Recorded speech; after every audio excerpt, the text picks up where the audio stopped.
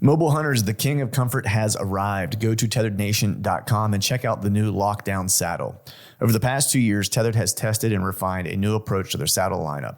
The Lockdown saddle takes the best-in-class features from the Phantom, like the UtiliBridge, comfort channels, and included an expandable saddle body with their Lockdown link construction to take saddle hunting to the next level of comfort. As if this wasn't enough, they developed Lockdown haulers, which has a slightly rigid internal frame structure, so you can easily unzip, zip, and access haulers with one hand. And if you're a guy like me with no junk in your trunk and have issues with your saddle staying put while you're walking in to hunt, the Lockdown modular yoke solves this problem. Whether you're new to saddle hunting or an old tree climbing veteran, go to tetherednation.com for all your saddle hunting gear.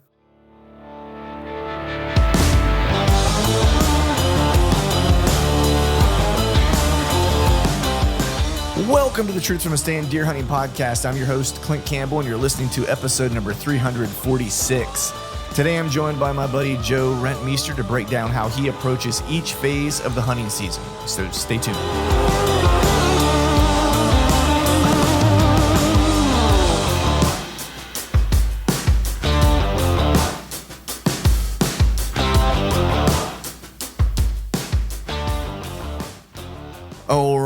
All right. What is up, everyone? Happy Wednesday to you. Hope you're doing well. Hope you are feeling fine on this 26th day of July. Hard to believe, man. We are through July, headed into August. Hunting season right around the corner. Some folks are getting ready to crank up here in the next couple of weeks for their Western hunts. And be honest, I'll be a little bit jealous. I dropped the ball this year. I should have went back out west for an elk hunt this year, and I just I don't know, whenever it was time to like put in for tags and stuff like that, I wasn't super stoked. I was kind of, I guess almost glad hunting season was over at that point, because last year was a little bit of a grinder, and I was just still kind of licking my wounds, I guess, from last year. And whenever the elk tags kind of rolled around, I was like, I don't know if I'm going to go this year, because I'm planning to go back next year. And then as it's drawing closer, I'm kind of kicking myself now because I really wish. I've been watching a lot of elk hunting videos on YouTube, and kind of Jones and I had the elk call out last night, playing with it, and am now kicking myself that I'm not going to be headed west this year. But nonetheless, whitetail season for me is right around the corner, because we have an early opener here. I actually went out and did a little glassing. I guess it was last week, one day. Didn't see anything interesting. It was more so, this time of year I always kind of like make a drive around. And like I've mentioned, in the past, I don't really have any areas that have ag close by. But the way the pieces are kind of broken up, depending on, what parcel, I'm looking around, sometimes the best bedding, for a buck might be, a corner of the public that might be, a mile as the crow flies from, a piece of ag. So it's not like I can really hunt based off the ag. But if I can see a really good deer in one of those fields, I could maybe, this has happened in years past, where I could maybe make an early season play on something that might be using a small corner on one of those pieces of public to bed on, at least for like the first 2 weeks of the season. So made a drive around last week, and for nothing more than really wanted to look at the crop rotation to see if there was an opportunity to even glass. This year, unfortunately, most of it's in corn, so couldn't really see anything. But there is one area that I did find that was interesting, that I don't actually have any cameras in. And again, it's not like it's adjacent. It's just kind of close by, and it's one of those, areas that, I may get lucky and be able to play a little early season bed to food type of situation. Not that I'm super close to the ag, but, the way everything kind of lays out, the doe bedding is likely going to be close to where that food is, and like in these little pockets, if you will, of timber in between, all the pieces of private and then eventually the public. And so, my hope would be, if there's anything good using that particular food source, that it would have to make its way to the public for, the next layer of best bedding, to get away from the doe families and get away from the fawns and stuff like that, where, bucks don't really want to necessarily be bothered. But with that, we're going to go ahead and just kind of take care of a couple pieces of business here real quick, or housekeeping, if you will, before we jump into today's show. So just want to remind you guys, Exodus has Velvet Fest going on right now. If you use the promo code TFTS on the site, you can get arrows, cameras, whatever you want for 15% off.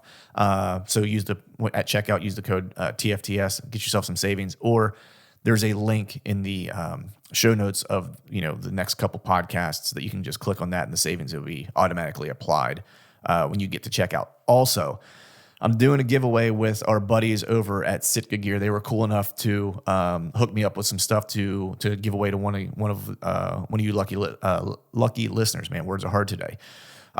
If you haven't heard me talk about it in the past, one of my favorite number one, if you haven't seen, they've actually launched a bunch of new stuff, merino wool kind of geared new gear that has just dropped recently. And they'll have some new stuff that's going to be coming here in the next couple weeks as well. But so keep your eyes peeled for all the new gear that they're going to be dropping. Go to the site, check out the new gear that they just dropped. In addition, if you guys have ever heard me talk about what my favorite pieces of gear are, it doesn't matter, what time of year it is. Their Stratus kit, for me, for whitetail hunting, has been, the staple in my kit for probably the past, I don't even know, probably 7 years, I would say. I'm still using the same pair of pants, Stratus pants that I've used, that I originally bought, 7 years ago.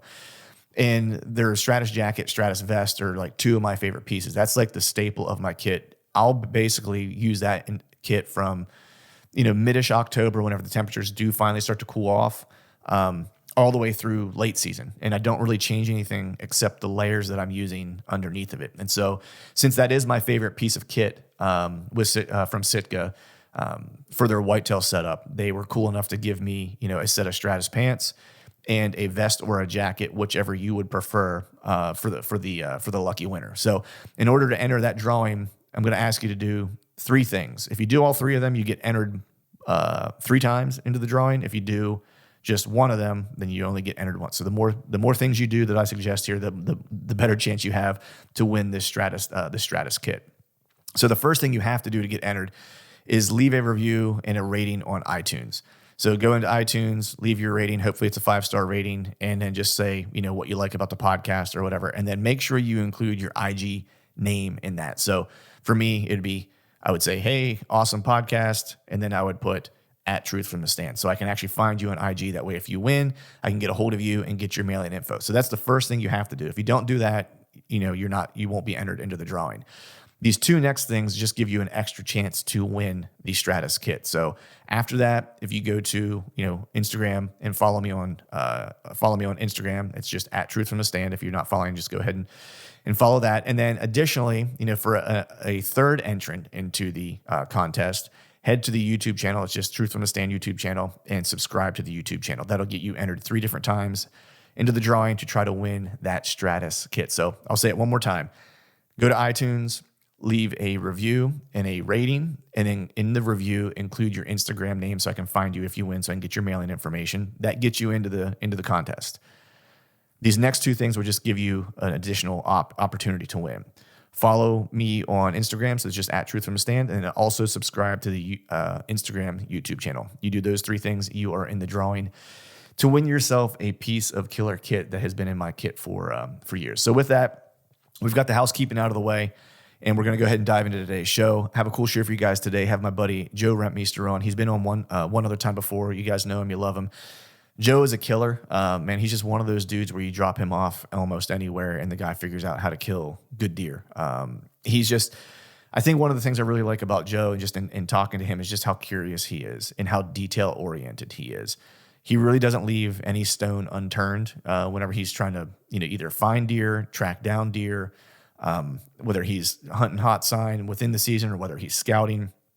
And what I really appreciate whenever he and I are doing these podcasts, or when we've done these podcasts in the past, is that he'll sometimes flip it around and ask me the question, because he's just genuinely curious to see, what other people's kind of perspectives are. And it all kind of leads to making him the type of hunter that he is. It just consistently is able to get it done in tracking down mature deer and then filling tags and putting them on his wall. So with that, we're going to go ahead and jump into today's show. As always, thank you all for listening. All right, folks, welcome back to another episode of the Truth from the Stand Deer Hunting Podcast. And today I got on my buddy, Mr. Joe Rentmeester. What's going on, buddy? Not much. I am good. How are you? I'm doing well, buddy. Just glad the work day's over. Looking forward to talking some deer with you. I've been wanting to get you on for a couple months. I know we've been texting back and forth. I'm glad we finally made some time. I think we're going to have a fun conversation today. Yeah, I'm looking forward to it. I just got done working as well. It always makes me think. Do you ever go from work to the woods or work to try to do hunting related stuff, and your brain is so stuck in work that you have to try and do something to get your brain out of work to shift to whitetails and be creative in that space instead. You ever deal with that? Yeah, I do, man. It happens all the time, and I wish I had a really good, like a really good kind of approach to shift my mindset because it does take me a little while to kind of get unstuck. Um, Yeah. it's actually best. Like I found like the best way for me because I don't live super close to like the spots that I hunt. It's a little bit of a drive for me, and so I don't often get out to the woods like right after work, except maybe during hunting season if I knock out like a little bit early. But I found for me, like what helps is if I go into the backyard and I just like fire off like 3 arrows. Like it seems like that changes like my mindset a little bit. Just that like small little activity of ripping off a couple arrows in the backyard, it does a world of good. That makes sense actually because it's like a forced focus, and you have to shut off the other things to be able to do it. So yeah, that makes sense. That's cool. For me, it's hard as heck. I haven't found a solution. Today was a lighter day, so I was able to think about hunting while doing work stuff. So it's all good. I'm fired up for the conversation. Awesome, man. Well, how have you been, buddy? I think since the last time we talked, you grew the family even. Yeah. I think last time we talked, at the end of the podcast, it was like 1 or 2 year old jumped up on my lap at the end of the call, and now we've got a 3 year old and a little over 1 year old. So two kiddos. It's good. It's busy. We'll still find time for hunting. That's no issue.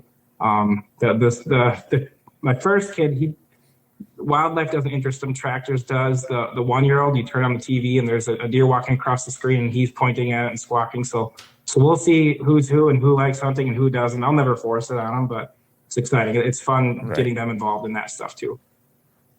Right. Nice. Yeah. Do you find, I'm curious because some guys that I know, when they went from, not being a parent to being a parent, they actually got more focused in hunting. And even though they maybe had less time to hunt and scout, they were so much more focused during that time because it was so limited. And it allowed them to kind of cut the fat, if you will, of like things that maybe they would do or explore that really didn't need to be done or explored in the past, but they did it because they had the time. And now it seems like a frivolous kind of use of time. They just kind of get way more focused and way more dialed in as their kind of time becomes less and less and maybe more precious. Did you find anything like that? Yeah, for sure. At this time of year, for example, I'm not really doing a whole lot yet. I threw a few cameras out just because I like the pictures to come to my phone, think about it. But yeah, I've had to absolutely trim the fat and not do certain things I did in the past. Can't run and check trail cameras like I used to. So now you're hunting the sign a little more. Absolutely. And I can't speak to it yet as for results, if it's making me better or worse. Like Andy May, for example, always talks about having less time and how it made him better. So I can't speak to that yet because year one of having a 1 year old was no big deal. The wife could take care of him while I was hunting. Now, year two last year, I was kind of focused on one buck, so I kind of waited to hunt that one buck. And now this year, I'll take one of multiple bucks. So we'll see. We'll see if it makes me a better hunter or not. It'd be interesting. Right. Nice. Yeah, I know Andy's talked about that in the past about just because he's kind of the king of limited time guy. It's like it seems like the less time you give that guy, the more deadly he is. It's I wish I could get a little bit of that magic, but I think it's probably just because, to your point, it's like you start to focus a little bit more on the now and not on like it's almost like mindfulness, like almost like meditation to a degree, right? It's like if you focus on the present right now, you're so much more in tune. And so when you're focusing on, the sign that's been laid down most recently, and that's what you're using to kind of guide your hunt, like you really don't have an option other than to kind of be present and be in that moment, and it might actually make it easier in some ways. Yeah, 100%. You just think about getting. I was listening to a Cody DeQuisto podcast last night with the Hunter guys, and they were talking about how you can get a trail cam picture in your head and it gets stuck in there. Just think about it. Right now, you get a picture of a buck in your head, and you can absolutely get it stuck in there, and you're thinking about it. And what I'm seeing right now is a lot of your bucks are right on the field edges or in the beans or in the tall canary grass, and they're not going to shift to their little hiding spots until the beginning of September. So yeah, it can mess you up. You know, it might be a benefit that I'm not doing much right now. I don't know a lot of what's going on because the deer are going to get bumped around. I had one deer last year. I followed him along all summer. And then the night before the season started, suddenly I got a trail cam picture of a bunch of does running by the camera, and then he was on another camera in a different spot. And I wasn't doing anything, so I drove around to see what was going on. And of course, there was a group of guys that had gone in and they were scouting the night before the opener, so they bumped him.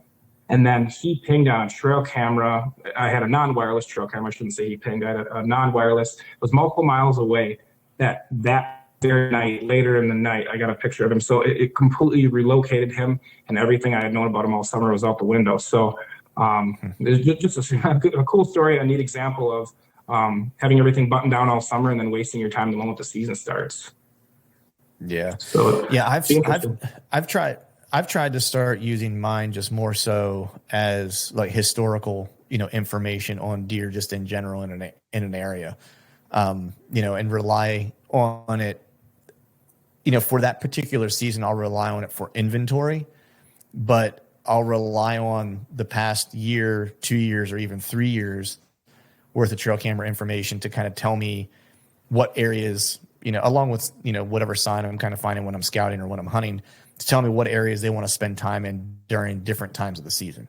And that's kind of what I've found to be most useful, because I do agree with you. I think a lot of folks, and I've been guilty of it in the past, where you get a picture of a deer and you spend a lot of time. This happened to me 2 years ago. I had a really great deer that I had on camera, and I had him early in the summer, but he didn't look like much. He looked just kind of like a weird buck with a weird rack.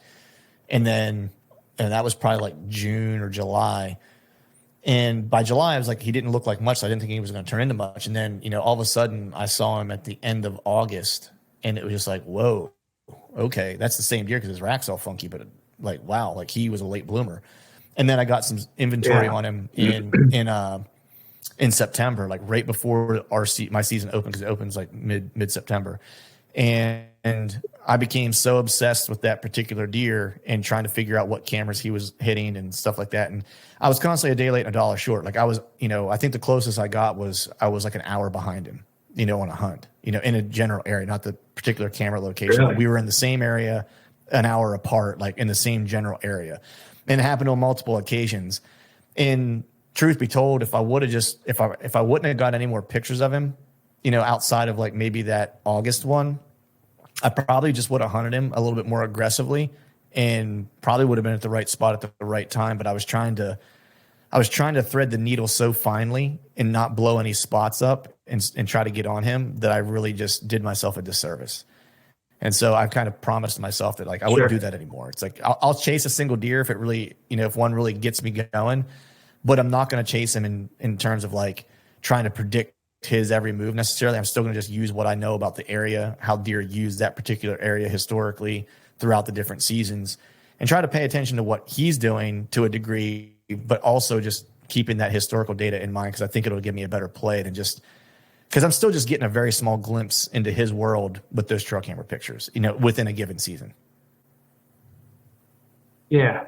So with that buck, would you say that each year, well, I guess my first question is, what kind of terrain are you hunting him in? And each year that you've known about him, is what he's doing very different each year in that terrain, or are you starting to see him pick up patterns? Because I've seen both. I've seen areas where you can watch a buck do the same thing every year and you should be able to kill him that way. And I've seen it where you'll get like a big woods piece and you can take everything from the year prior, completely wipe it out, and start fresh. Just start like you don't know anything about the woods. What experience are you having with that buck? Yeah, so that deer in particular, that was the only year I ever knew of him. I don't know if he got killed or what. I had a hard time believing he got killed because he was a big deer for the area and he was very unique that I would have probably heard of somebody killing that deer. Like people weren't going to keep that quiet unless he got poached, then they might keep it quiet. But so that was the first year I'd ever seen him or ever had laid eyes on him. And that was on a piece that was a mountain piece. But the topography is not super diverse. It's kind of like the topography is very homogeneous, right? And so like you have some like elevation change, but it's all kind of occurs in one direction. And then there's a lot of kind of flat areas. And so the areas that he was basically spending a lot of time in were more the kind of flat kind of bottoms, if you will, is where he was kind of at primarily. And there were some like older cuts that were around and stuff like that I knew that he was kind of using. But what I was trying to use to kill him was I'd watched a big deer 2 years prior, or the previous 2 years, and kind of had an idea of what he was doing and what I had learned like the second year of that particular deer, like where he liked to bed or where he liked to spend time, and where I kind of found some of his sign, like in some postseason scouting. And I assumed that this deer was doing the same thing. And it turned out that I was right. I just continually was a day late and $1 short, where I should have been. But I do have experience like what you're kind of talking about with a deer on multiple years, because there's a big woods piece that I've been scouting for like the past 3 years. And this will be the third season going into it. And I've had the same big deer on camera in the same area. And every year I've kind of moved cameras back closer to where I thought he's spending daylight hours. And we started getting him in daylight last year. And so I moved the cameras further back. And I usually wasn't getting any inventory on him until probably like August, roughly. And then this year I caught him in May, like right at the very end of May. And it's also where I caught him daylighting. I've caught him there twice, and it's a primary scrape area that's on like this really steep side hill. It's a heavily used kind of trail that comes straight up along the edge of this drainage in this big woods piece. It's super steep terrain, and there's an area that's not far from there that I have another camera that I caught him on last year. That I found a bed, a bunch of rubs, and this area of big woods is just it's a lot of open timber. And you'll find almost like little pockets of like micro habitat, I like to call it, where like it'll just be like a low lying area in the mountain that just holds water and just gets like super grown up with vegetation. But otherwise, and it'll be like a small spot. It might only be like 50 yards by 50 yards, but like all the deer sign will be there. And then you might walk 2 miles and not see a stitch of sign in between until you hit the next kind of spot like that. And so I found a little pocket with that. And then I was like, I think he's spending time back here. We caught him in daylight last year. So I moved the camera further back. And now I'm getting him earlier in the year. And I think that that's where he's spending like his October time, is back in that area. Because basically on every other camera in October, he's disappeared for the most part. Okay. That's interesting. Yeah. It just makes me think about one bug. Your point about getting a photo of them in May. I've seen it a few times where they'll in May they'll pass through spots. You get pictures of them in spots, and for me, it's always been just one picture of them in spots where they'll be during the rut. And it's like they're just passing through to check on it one time. It's like when their antlers just start growing. It's the weirdest thing, but it's a pattern that I've kind of picked up on and seen a few times. Yeah. And that's cool where he was examples. During the rut too. That's where we started getting him in daylight. Otherwise, he's like, I got him in one other area, like in gray light. And truth be told, like there's 2 areas that I kind of figured out he liked to spend time in. And I felt like he was transitioning to the area where I have that camera that I just picked him up in like late May. It was end of May or beginning of June. And we had him in daylight there, like first week, like middle of the first week of November. And that was really like the first time we ever got like a midday picture of him. And the other times that we got some inventory on him was like actually complete opposite direction, same kind of like mountain area, but actually across this valley up on the other side, opposite side of this other mountain. And I just on a whim 2 years ago hung a camera in this area because I knew there was like some doe bedding that was back behind this area. And so I just hung a camera and let it hang there for the year. And sure enough, like he showed up there a couple times, in like middle of October, roughly. And so it's a couple hour drive from my house. So last year I went back there, around that time frame. I think it was like October 21st and 22nd. And I started checking cameras, and I was checking that camera in that particular area, and like a scrape line had opened up, and then like a rub was on that scrape line, but it wasn't like a big rub. It was just like gouged with brow tines. And this deer is a fighter. Like he breaks off tines almost every year. He's the only deer usually that I see making like who consistently works a scrape. Like anytime he shows up to it, he's going to work it. He's going to throw down on it. He's going to paw it. He's going to hit the licking branch, rip his antlers into it. I've watched him run deer off of scrapes, like in video mode and stuff like that. So he's kind of aggressive. So I thought that was probably him. And then I went in the next day to hunt him in the morning because I thought he would be making his way through there, or that he might not be bedded far from there. But I walked in with just a little bit of like gray light so I could kind of see, because I don't want to make a bunch of noise going in. And I got to the tree and I was I was one stick up on the tree, and he was bedded like 40 yards below me, jumped up and ran through the brush. And what time of year was that? Didn't intend that to he get was that already close. bedded? That was October 22nd. Okay. And he was already laying down, huh?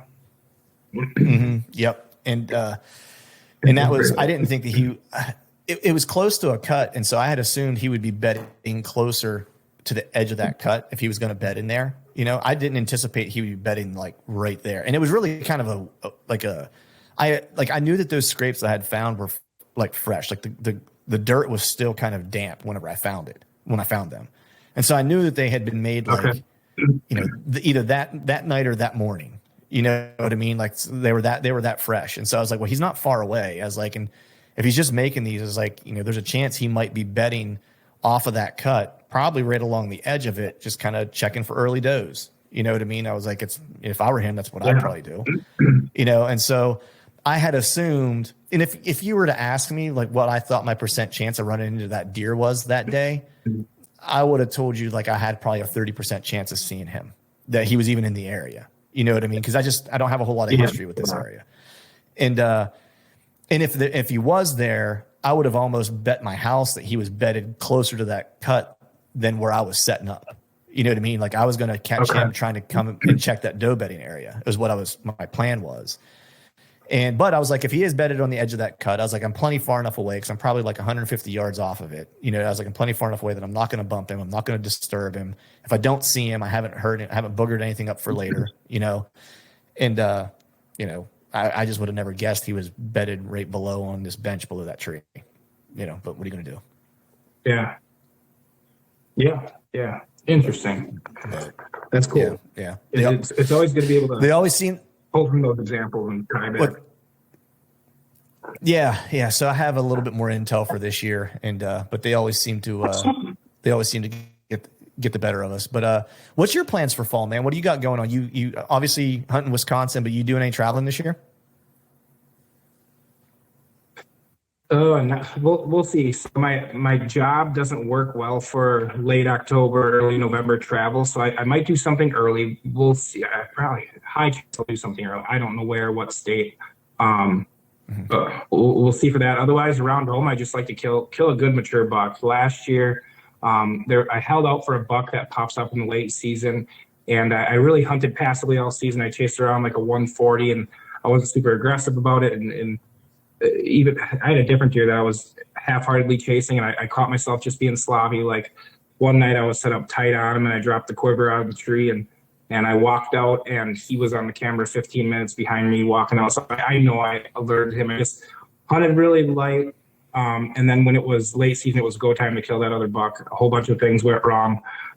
So the plan for this year is to just kill a nice, mature 4-year-old plus. I've got, I think, 2 of them on my mind. We'll see what they look like when they pop up or where they're going to pop up and go from there. And then in the late season, I might get a little bit fancy, leave a little bit of corn standing in an area that I can, where I know I'll be able to kill something late season. So I'm gonna maybe create a contingency plan for myself this year in the late season. So we'll see. I'm looking forward to it. Nice. Yeah. How about yourself? Contingency plan for late season. Well, I was going to say a contingency plan is always nice for late season, but I'm in Pennsylvania all the way, you know, from opener till probably end of October, and then I'll be headed to Kansas for 2 weeks. Probably the first 2 weeks of November, or maybe the second and third week of November. I got to look and see when their bird season comes in to try to avoid all the pheasant hunters and stuff like that. But I think it's probably going to be the second and third week of November in Kansas. But do you have any deer targeted for this year? You have anything on camera that's tickling your fancy, or is there any particular deer you're going to go after this year? So nothing yet. There was a buck around last year. He was a 3-year-old. He was super consistent in a certain area. I'll just say one of the cool parts about him. If any of the local guys listen to this, they might know what buck it is. But his ear is like half of an ear, and he's got a nice big thick 9 point frame. So it'll be pretty cool to see what he turns into.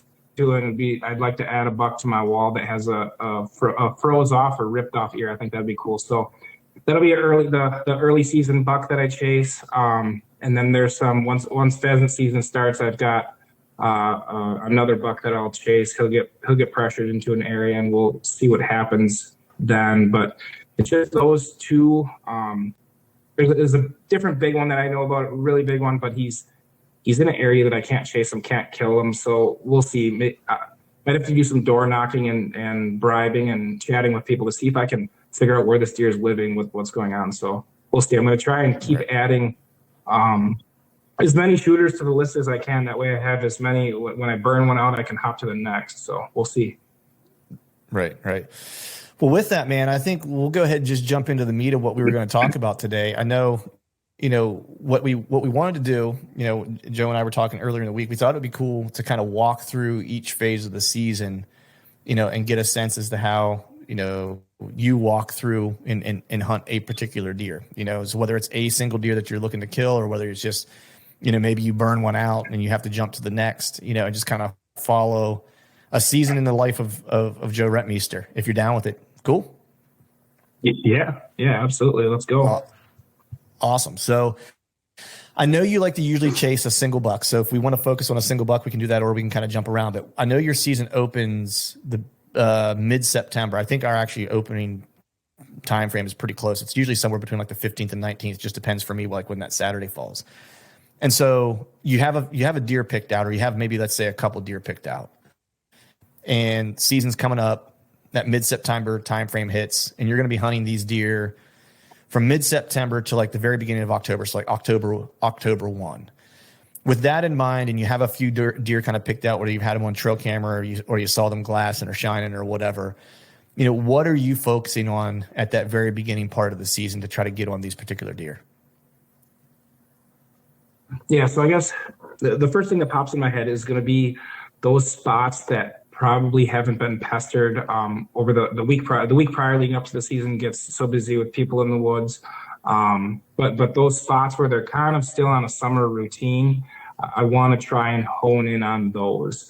I can think of, like, I've got a spot right now with an apple tree that's super.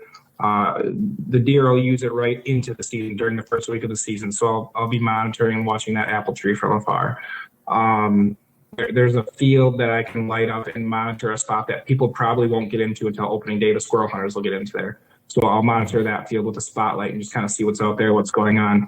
And if there's a buck in that spot, I can move in opening night, the first night of the season, get in there. This particular spot is a spot where the squirrel hunters do go. The deer are used to being bumped around, and they just kind of pinball around the people and lay back down. So I guess those are just two examples of what I'll do right out of the gate in the early here. You have some private land spots where maybe I'll have one that's on a pattern and he just hasn't been pestered at all, and I can do something with him. We'll see what happens there. I don't know of anything on private right now that's big enough to kill, so we'll see. Maybe anything could pop up, I guess. Right. That's where I'll start.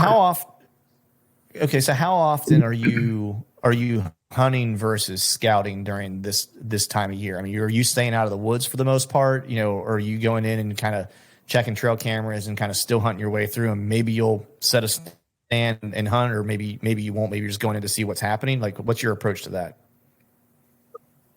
At this current very time of year? No, for that mid-September to beginning of October timeframe. Oh, sure. Yep. So if there's a buck in the spot, I'm hunting right away. I can tell you last year I chased around a deer in the early season. I hunted for like the first the 2 hours prior to dark. I sat for 2 hours, sat there, realized it was messed up, pulled down, shifted over, started to set up, realized I messed it up. So opening night last year, I ended up walking out of the woods pretty much at prime time because I had it all screwed up. I realized it wasn't right. And then the following few nights, because I couldn't scout because I had to work, were just scouting missions. And then it was like the third or fourth night that I moved in for the kill. As I was sliding up the tree, I bumped the buck. So it's a lot of scouting until I'm in the top. I actually didn't sit in the tree a whole lot. I mean, maybe that was my problem. I didn't sit in the tree a whole lot to actually hunt. I kept trying to stay on the hot sign. So I don't know if that was the right strategy, but that's what I did last year, for example. Right. So I guess how do you balance that, right? Because I kind of fall victim to that a little bit too. Because like the beginning part of the year, just based on the places that I have to hunt, like the public around, like there's not a lot of ag. So playing that like classic kind of bed to food pattern doesn't really occur unless you have like a really good feed tree or if there's a really good acorn crop that particular one year there was, last year not so much. But what I found was like a lot of my early season hunts, like I just walked a lot, was trying to find where the deer were at. And I probably blew up hunts I probably could have had. So how do you kind of balance that, like finding that hot sign during that early part of the year versus kind of damaging things, not just for that moment, but almost even kind of damaging things for the next couple of weeks, potentially? I'm sorry. So I think a lot of it depends upon terrain. So one of the things I've spoken on a lot lately is if you get like a swamp where a buck is holding up in that swamp, if you go into that swamp one time to scout him, bump him, whatever it is, in my experience, they're gone. They're moving on to the next spot. They don't get pestered in the swamps a lot. So when they do, it seems like it just freaks them the hell out and they move over to the next spot. A lot of these woods where the squirrel hunters are, for example, they get used to getting bumped around and eventually they get harassed enough. They'll move out of these pieces into the private where they're left alone. So I guess my first answer to your question would be it depends upon the type of terrain and how much those specific deer are getting harassed. Got it. Yeah. So, yeah. Cool. Yeah. No, because I was actually going to ask you, that was one of the questions I wanted to ask you, was how like your approach differed, whether you were in the timber, hill country, type of settings versus in swamps. So it sounds like you're a lot, I don't want to put words in your mouth, but it sounds like you're more cautious around the swamps than you are maybe in the timber that time of year where they're just going to naturally encounter more hunters and it becomes more of a norm for them. Correct. Yeah. And then, I mean, there are so many different types of terrains too. So you lump in, let's say, canary grass. A lot of deer will lay out in some tall canary grass at this time of year, but a lot of those older bucks are used to ducking starts and then after pheasant season starts. So there's kind of like shifts of deer that start to fill up the swamp. You have the deer that the duck hunters push into the swamps or the overlook spots or the private, and then you have the deer that the pheasant hunters move. So it depends upon that type of terrain as well and how much they'll tolerate. Like the canary grass, you bump out of there once and it's almost like flip a switch in their head where they're like, okay, this is going to start happening now, and then they relocate. So it's a game you have to play and get familiar with. And take your best guess. Sometimes you might be wrong. Maybe you bump him out of the canary grass and he's right back there the next day.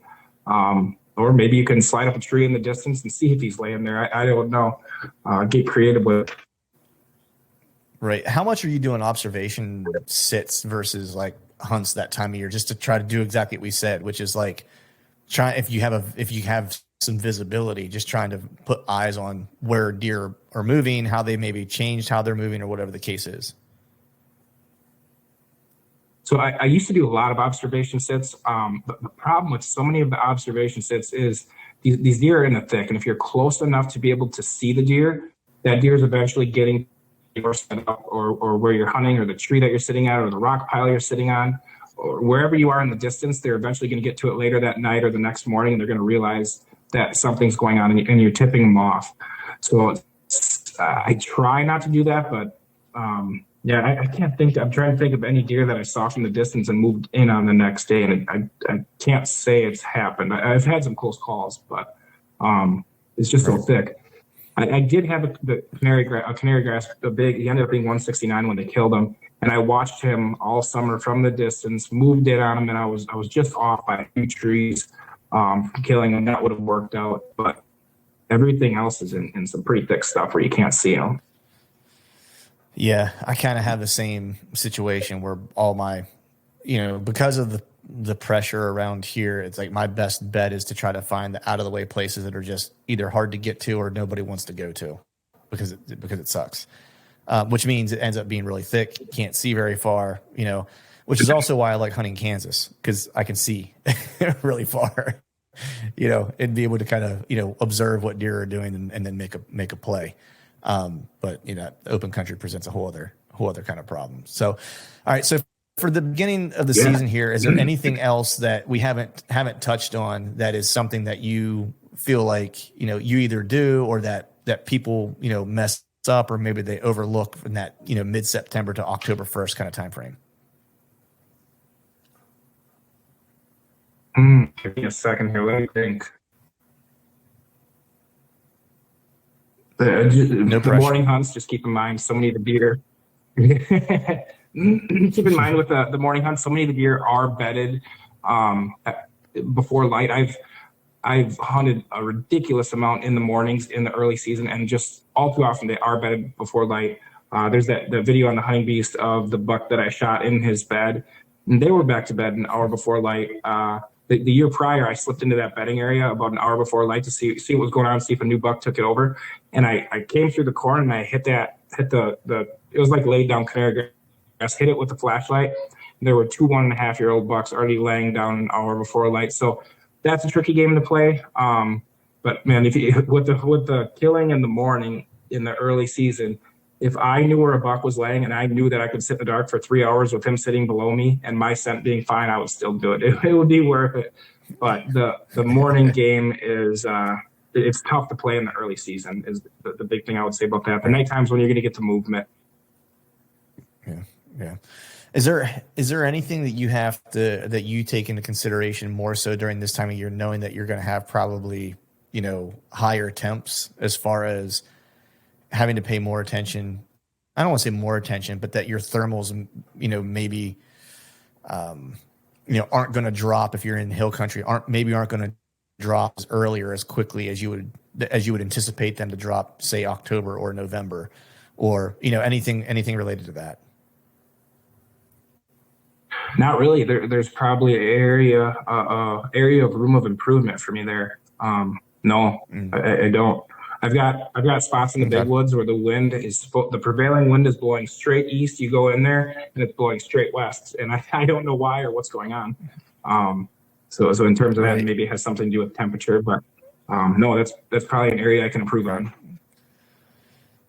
Yeah, it was just interesting because I was talking to Heath Sisko the one day, and I pay attention to that as best as I can, and I'm by no means an expert at it, but it's something that I think about just because I hunt in a lot of areas that are either really flat and kind of swampy, and so like the thermals do funky things because like they're laying water and stuff like that, or I'm in areas that are just super steep, and so it's almost like hunting elk, where it's like you're gonna have to live and die by the thermals, like not just the hunt, but like your access and stuff like that. And I had Heath Sisko, and he was talking like there was a buck that he had that was bedded that he ended up killing, and the only way he could kill him, he figured out where he was at, but he was having a hard time accessing him, and he finally figured out that as he went around the opposite side of this mountain to kind of come around the backside to kind of backdoor him, but he couldn't get in position to kill him because the wind wasn't right, and the sun was still hitting that side of the mountain, and so the thermals were just kind of rising up to where that buck was bedded, and that's why that buck was living there essentially, right? Because he basically had the entire place beat, And what he realized was like as the sun started to set, the shadow would start to creep around the mountain, just like by the way like the trees and everything kind of sat. And he could follow the shadow around the mountain, and as the thermal would start dropping and he got into position, like whatever it was, like maybe a half hour before dark, and that deer came out, and it was the only way he could get in there was by following the shadow around the mountain to get in the right spot to wait for the falling thermal. No, which is kind of crazy. No, yeah. Okay. I'll have to listen to that podcast. That was one that you did? Yeah, that was. Yeah, it was with Heath Sisko, and it was like I was like that might be one of the most like ninja moves I've ever heard, like to kill a deer. Of just like paying attention to your surroundings. Yeah. That's smart. So that buck had a little vulnerable window during his day, and it was small. That's interesting. Yeah. I like that. Was like that was like all right. That gets my gears starting for some of the stuff. Yeah. It's like that was like some next level stuff. When he told me that, I was like, I don't know. I could live 100 lifetimes, and I don't know that I would have picked that up. You know what I mean? A similar story to that one. It's not my story. It's Justin Wright. You've probably heard the name. I don't know if you've had him on or not, but he had a bowl, and the buck was living down in the bowl. And every time hunters had land stands set up all around it. There were people all around it. He tried to hunt the edges of it, wasn't having any success, and he waited for a day when the wind was blowing really hard. So it was blowing the wind over the top of the bowl. And then he went and hunted that buck, and the buck couldn't smell him because it wasn't dropping down in there. The buck came out, he shot it, big old mature buck. So that's kind of a similar move that was pretty cool. I've had spots like that where bucks are in low spots and you can't really play the game with them unless you have those hard winds, but I've never had success like he has. So kind of a neat, similar story. Yeah, it's that's part of like the challenge of this big woods piece that I hunt, because of how steep it is. There's certain spots where it's like if you can't hunt it in the morning and access it in the morning, like you can't hunt it. It's just that simple. Or you have to kind of come in a different way and kind of do what Heath Cisco did, which is like wait for the thermals start to drop so you can kind of get into the right spot. Because if you try to access it in the middle of the day, the way you typically would access, like your thermals are just going to rip right up over exactly where that deer's going to be, where he's going to be bedded, or where they're going to spend time, whether he's bedded immediately above that spot or whether, he's just traveling that area, or whether does are filtering through that spot and end up blowing you up or whatever the case is. It's because I tried to hunt that area, and it's the spot where I had that big deer on camera at the beginning of June or end of May. Like that, I was supposed to hunt that spot like 3 different times last year, and every time that I intended to hunt it, I just didn't get the right wind in the morning. I had the right wind to hunt it in the afternoon, but I just didn't have the right wind in the morning to actually get in there. And so it basically, I didn't hunt it at all last year because I just could never get the right conditions on the day that I had available to be there to actually access it. Lesson learned. I should have just went in and hunted it, and just went for it. And then I would have learned, I would either blown stuff out and would have learned yet what I thought was correct and then had intel, versus now where it's like, I still haven't hunted it on the winds. And so now I'm like, I still don't know if that's the right call or not. Yeah. Sometimes you just got to go in and mess it up. I've done my fair share of that. With Heath's buck, did he kill that on the ground? Did he slip in on the ground, hide behind a tree and kill it? Or did he have a pre-hung set that he slipped into? Man, I wish I could remember. I'd actually have to go back to listen to it to remember. I was just so enamored with like how he got there. I think he actually was able to slip in and hang a set, or he had a set that was hung previously, if I'm not mistaken. Okay. But I don't think he killed it on the ground. He was elevated, I'm pretty sure. Okay. Interesting. Yeah, I'm not a saddle guy personally. I like my stands, and I've realized that I've gone too far down the rabbit hole with stands and filming, because I always want to be in a stand because then I can film, I can have my camera on the right side of me. It works really easily. And then you start to think about it, and it's actually it impacted my whole hunting style, right? So if I wanted to do something like what Heath did, if I had a situation like that, I'm just thinking about where I told you I got a spot where the wind might be east and you'll come in and it'll be west, and maybe at last light it's perfect. So can I get away with that? So then the next move is maybe I want to slip in during the last half hour, set up a saddle 5 feet off the ground, hide on the backside of a tree. Justin Wright, for example, does a lot of that. So I'm just trying to think of some solutions to some problems and how he did it. That's interesting, because setting up a tree stand, 3-4 sticks, setting up a tree stand on the front side of the tree at prime time like that is so risky. I like the idea of the saddle. That's an idea. It's a thought. Yeah. Yeah. It's like I do a fair amount of just like slipping into spots like that. If I think I'm going to be close to like action, that I'm on top of stuff, like I'll hang like one stick with an 8er, and I'll get just 7 feet off the ground and sit in my saddle, and I'll be no more than like 7, maybe 8 feet off the ground, and that's it.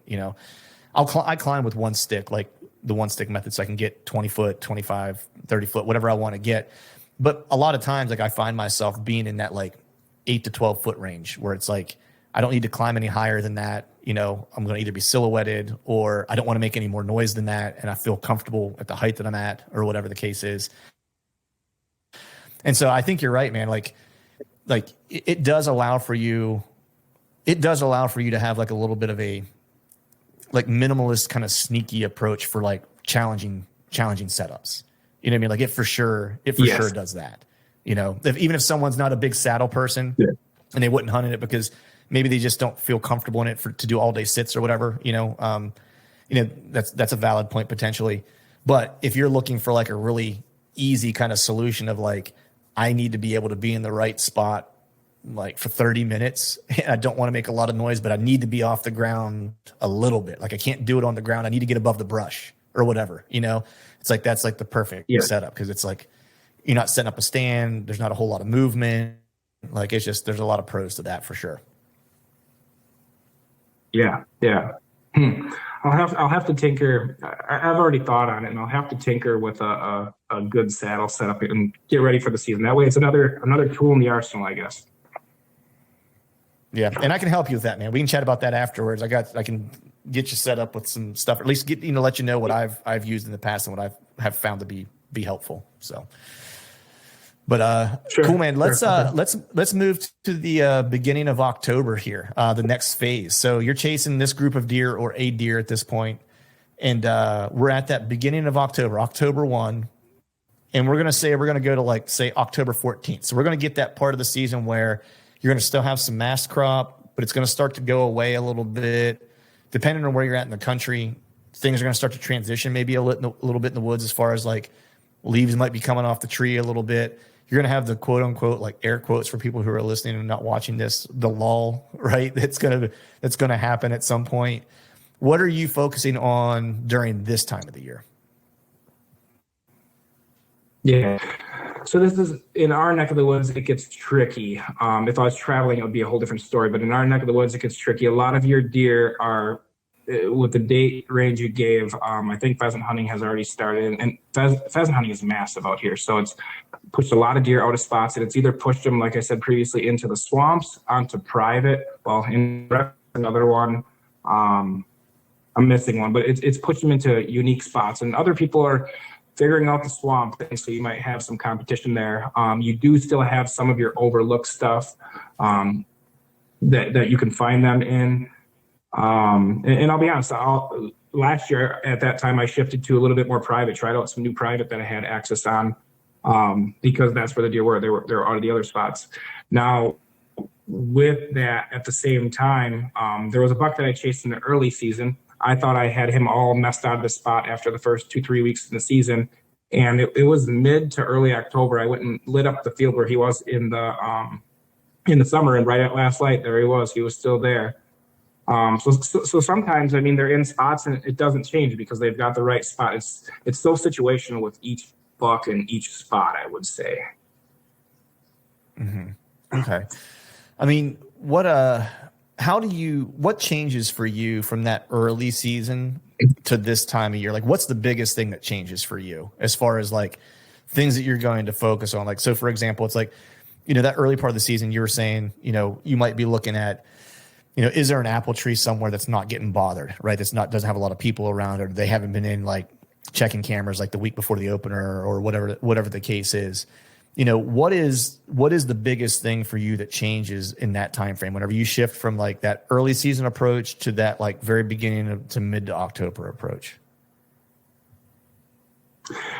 You're almost starting all over again. It's like in the summer you watch what's happening, and then you start over during the first week of the season. You're starting over, hitting the ground running, and then during that second time frame, you're almost starting all over again, throwing everything out the window that you knew. So you're jumping in the truck at night, doing some laps around the block, shining. You're maybe pulling any of the cameras that you previously had set up that have been hanging all summer, and you're relocating them.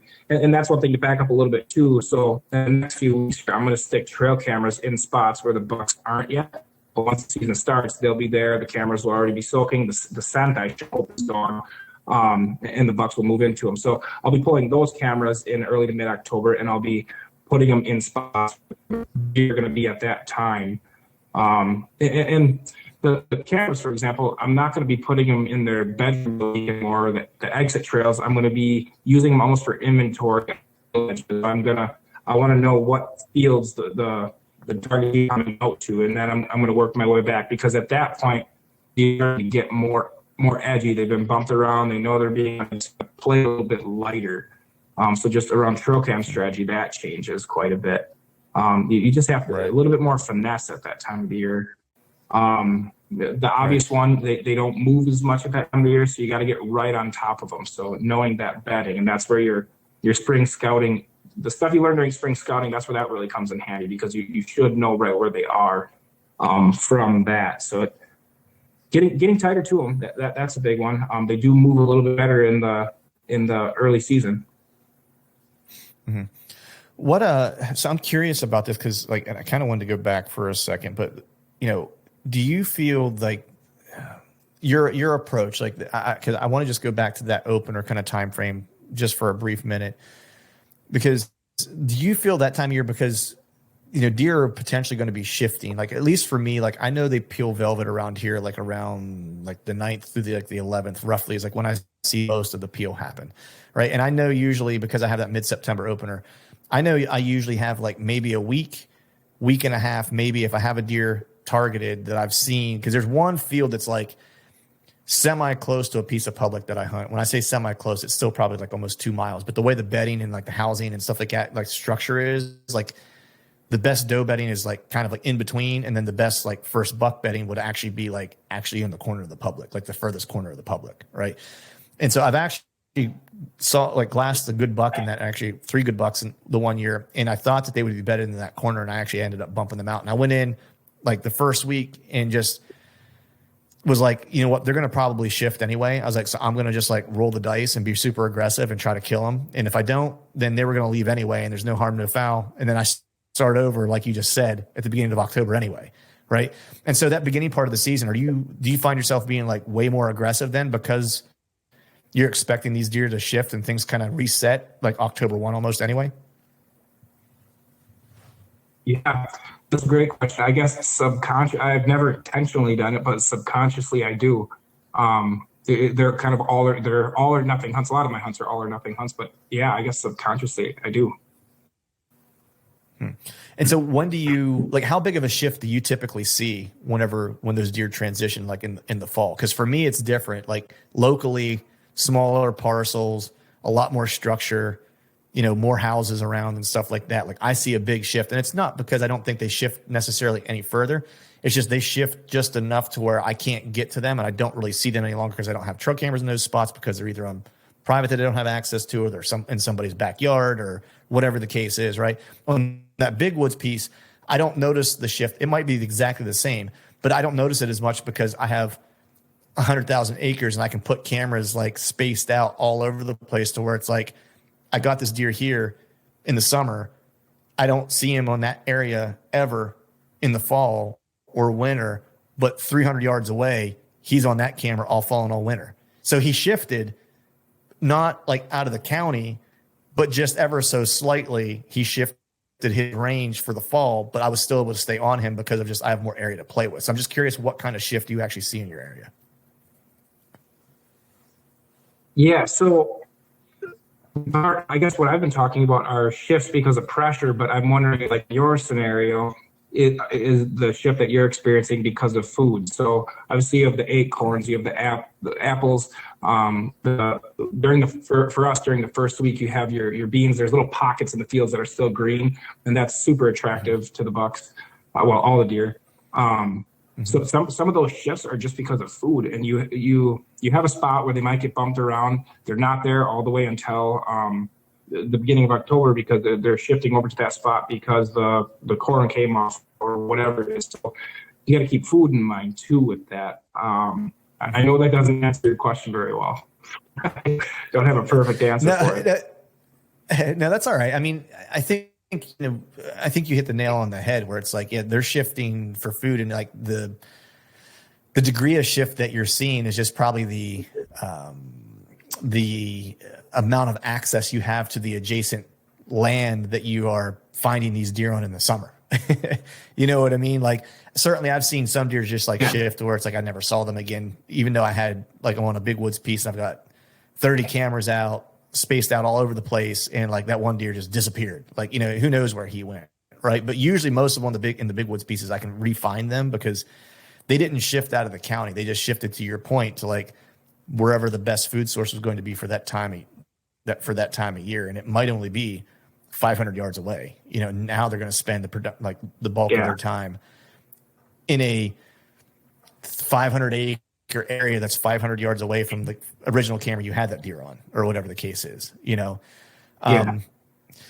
Yep. So yeah, so I think you answered it. Like you're seeing it, for the shift. But are you like? So let me ask it this way: when you get deer on camera in the summer, very early fall, like the beginning of the season, what percentage of those deer are you able to keep track of into October and November?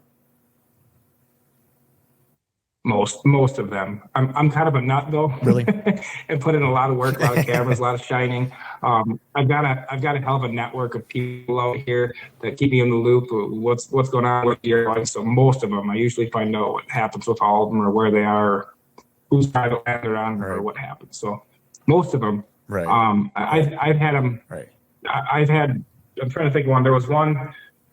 I picked up the shed from it in one spot, and they were getting pictures of it in a whole different area in summer as its velvet was growing in another spot. And I drew a line on the map, and I want to say it was 7 miles as the crow flies. It was 5 or 7 miles as the crow flies. So they move. You can lose them, and you have to refine them. But I could usually refine them.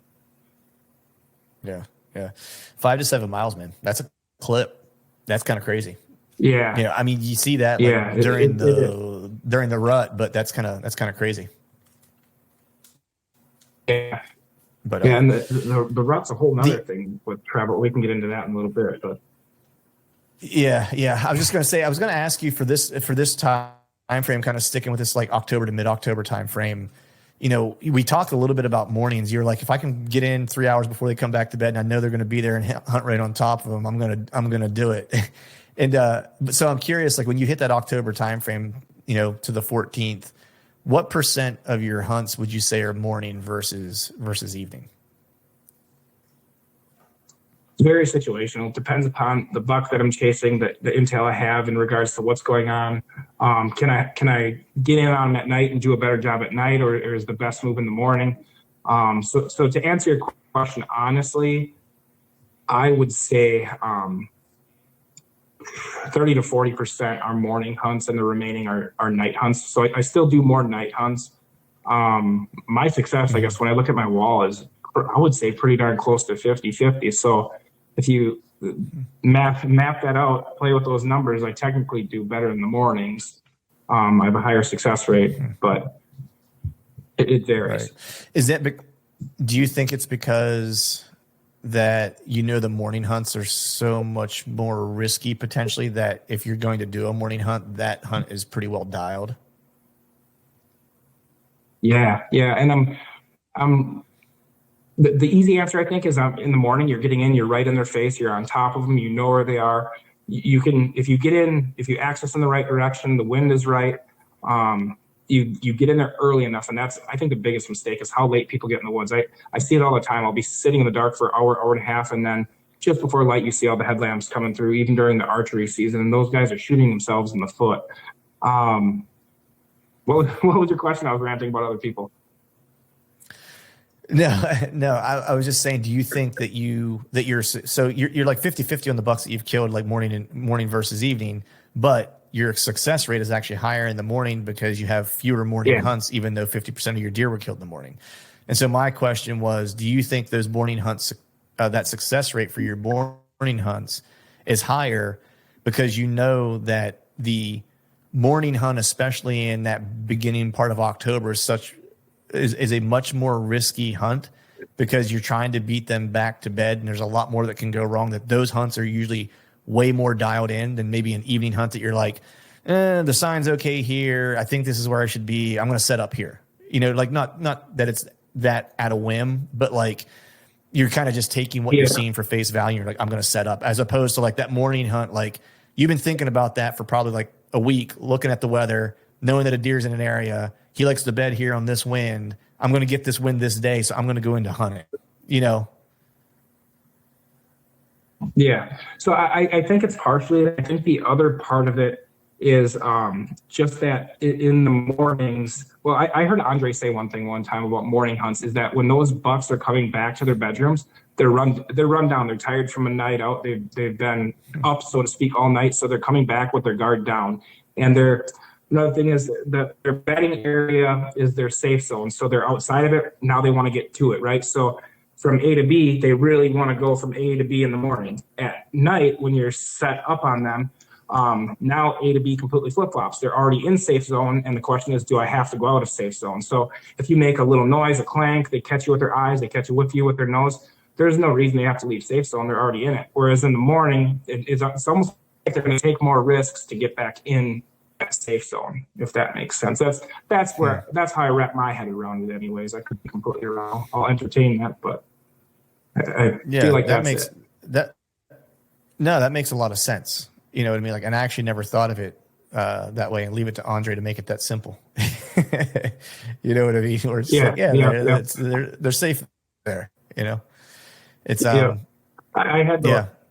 had the one buck that I killed 2 years ago in the big woods, and we had his bedding area nailed down. It was perfect. And when he came in the morning, it was kind of snowing. There's a little bit of ice on the trees, and when he came in, he hit where we walked in. I hunted with a buddy that morning, and he hit the scent trail where we had walked in. He smelled, and I was at full draw, and he was standing there just kind of smelling and wiggling the branches around that I had walked in and brushed my legs on or whatever it was. And then he continued coming up into the bedding area after he smelled me. So in his head, I'm thinking he had to have thought, okay, that was 2 hours ago. I'm just going to keep going up into my bedroom. Whereas normally, if it was nighttime and you caught a whiff like that, or somebody went by 2 hours ago, I feel like that would have maybe held him up, made him more nervous. And then that morning, as he continued towards me, a crunchy piece of ice fell out of the tree, and he flinched and just about came unglued, stopped, realized what it was, and kept going up into the bedding area. So you had two things there. You had the smell and you had a sound that freaked him out. Two different things that put him on edge. Now, mind you, it was the rut, so his guard was down a little bit. But you had those two different things that put him on edge, and he was still head back up into the bedding area. Whereas at night, if you had a smell situation, you had a sound situation, he'd be like, okay, I'm just going to wait till it's jet black, and then I'm going to move out. It's how I feel about it. Right. Where he's thinking, well, it's just like when you were a kid, man. It's like if the boogeyman lives under your bed, like, if you can get in your bed, you're safe. So you just run across the floor and you jump from like 5 feet away into the bed. You know what I mean? You're like, I'm going to risk it, just jump and just get to the bed.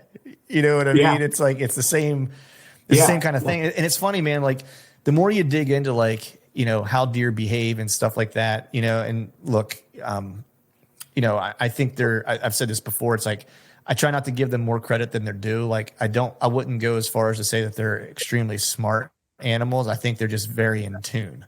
Like they're very keen. They're very keyed up. They're very aware of the areas in which they live. They're not smart. They're just very observant, and they notice everything, which keeps them alive. But like when you start to think about it more and more, and maybe it's like as I get older and I become more of a curmudgeon, it's they really just want the same things we want.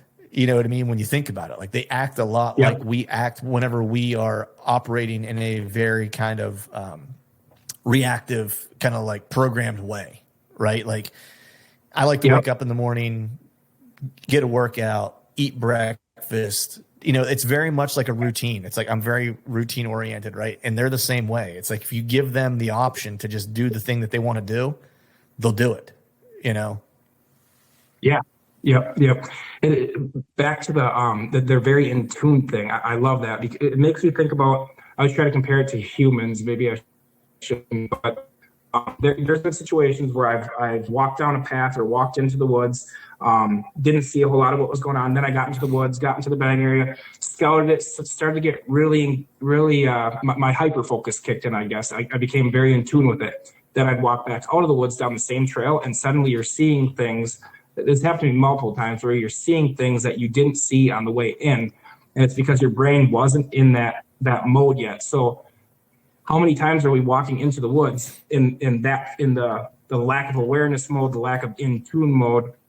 We're stumbling to our stance, we're not being careful, we're not being edgy. Meanwhile, that deer is sitting there completely dialed in, completely focused, and you're walking in like a slob, right? So you can hunt in two different ways, and you got to get your brain. It kind of goes back to what we said at the beginning of the podcast, shutting off work, reading about family, and just dialing in, let the hyper focus kick in, and become obsessed when you're creeping in and setting up. I think the way people's brains work is super interesting, and this stuff gets me excited. Yeah, it's funny because hearing you say that, I was just thinking as we're going through like these different phases of the season, they're so in tune all the time right? But the time that they're most in tune, especially, when you're talking about mature deer, is that like beginning of October kind of time frame, right? It's like their bodies are starting to change a little bit. They're not so hell bent on food because they start to slow down their eating as things go. I mean, they're still like looking for that mass, but they're not like taking risks. They're not on that summer like I'm going to go to a like primary food source and just like be a glutton. You know what I mean? And that's the time of year when we as hunters least have our shit together. You know what I mean? Like, because we haven't gotten like we're not 100%. In like mid-season mode yet. You know what I mean? We're still sloppy getting into the tree. We dropped something. Like I forgot my release. Like that's when we're making all of our mistakes. You know what I mean? Like, and it happens to everybody, right? And so they're hard enough to try to kill during that time of the year, and then add on the fact that like they're super in tune that time of the year, and we are the least efficient at that time of the year, typically speaking, right? Yeah. And even in my case, I would say I run wide open for the first 2-3 weeks to try and make it happen first 2-3 weeks. And then suddenly you let the slops start to happen is what happens to me personally. You almost get a little bit burned out. I don't ever get burned out, but maybe for a quick minute. And that's where I get sloppy. Right. So yeah. Nice. Well, let's move on to mid-October now, man. Like now we're getting into the time of year that like, I mean, I love the whole year, but I really have come to love like the mid-October time frame. It's actually become like my favorite time to be in the woods and hunt. I mean, I enjoy my out-of-state trips like Kansas and stuff like that, but like if someone told me I could only hunt, a specific like 7 days of the season, and that would be it, like I would probably pick this time frame, and that's October 15th through the 22nd. What are you focusing on this time of year to try to catch up to like, a particular deer you've been chasing, or any one of the deer that you've kind of had your eye on? If you haven't caught up to them yet, you hit the 15th through the 22nd. What are you starting to kind of dial it on? Does. That's a tricky one. So it doesn't change a ton for me from from the middle to end, from the middle of October to that time frame. It doesn't change a ton. It's you got to keep refining the deer. That's the biggest part, is probably just continually refining them. That's when I've gone on a lot of out of state trips. I don't have a good answer for you on that one. I'm preparing for the very end of October. I'm preparing for November with those doe groups. Maybe a good example I can give you. I had a buck one year, and I had realized that there was a certain doe group. That doe group was in this spot all year long. And I thought, you know what, this buck lives in this area. Let me put up a trail camera, and the moment they go into heat or get close to going into heat, he'll be in there. And sure enough, I was able to leverage that doe group to catch him moving through there. What other example can I give? Well, are you hunting? What are you doing at that time of year? Oh man, yeah. So it's funny. This is where I really start to rely on like the number of cameras that I've run historically throughout like the years past.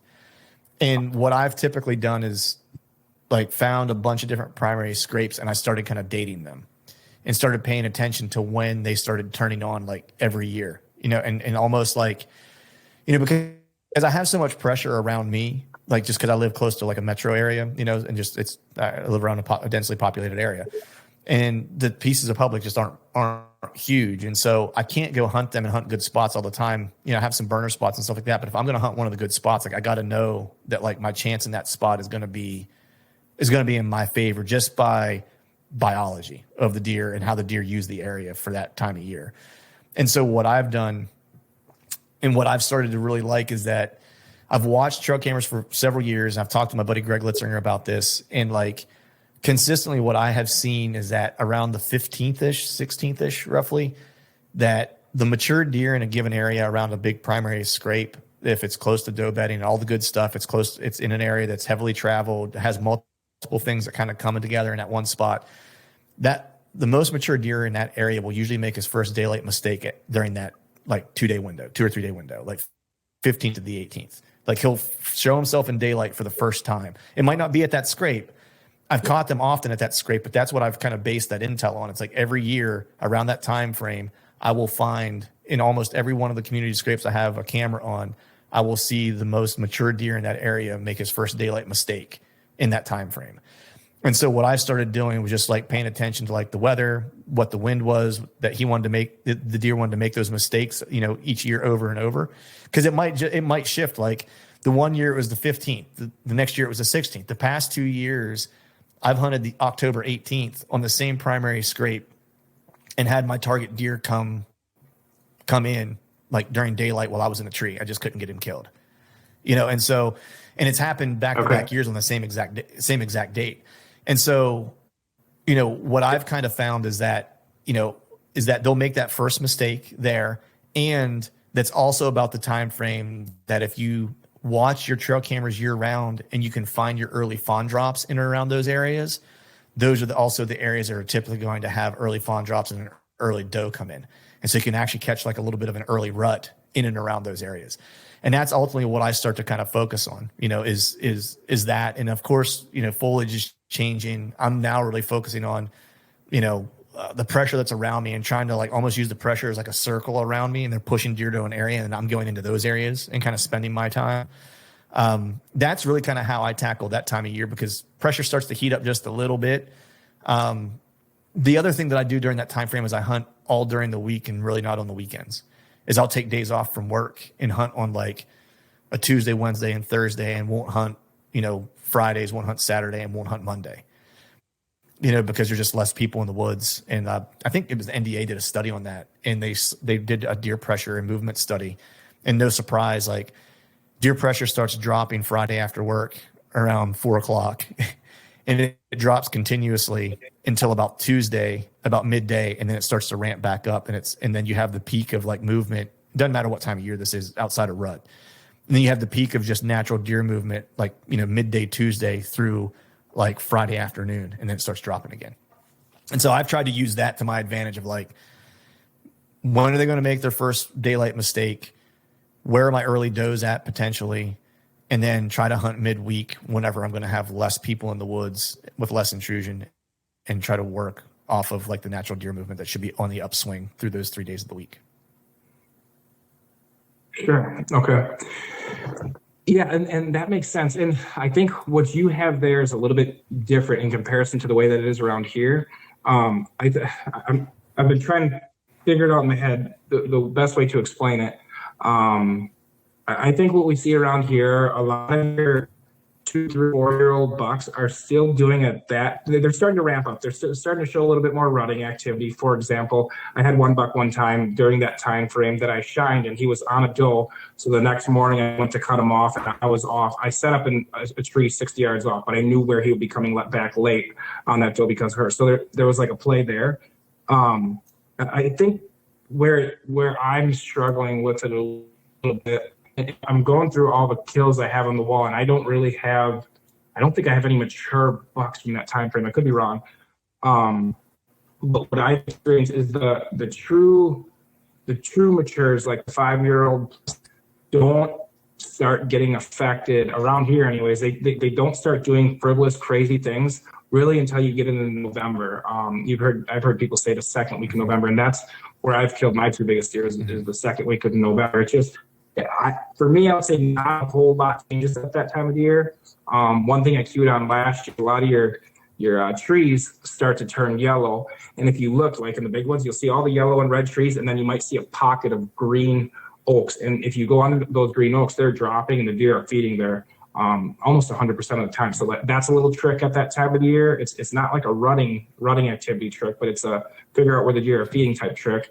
And then at that time of the year, the leaves are dropping. So your spots a lot of the spots where they've been hiding out all early season, all early October, are becoming eliminated, and they're being shoved up into spots where they, like your cuts, your swamps, your stuff like that. So you have duck hunting, you have pheasant hunting, and now you have leaf drops. They've lost all these different spots.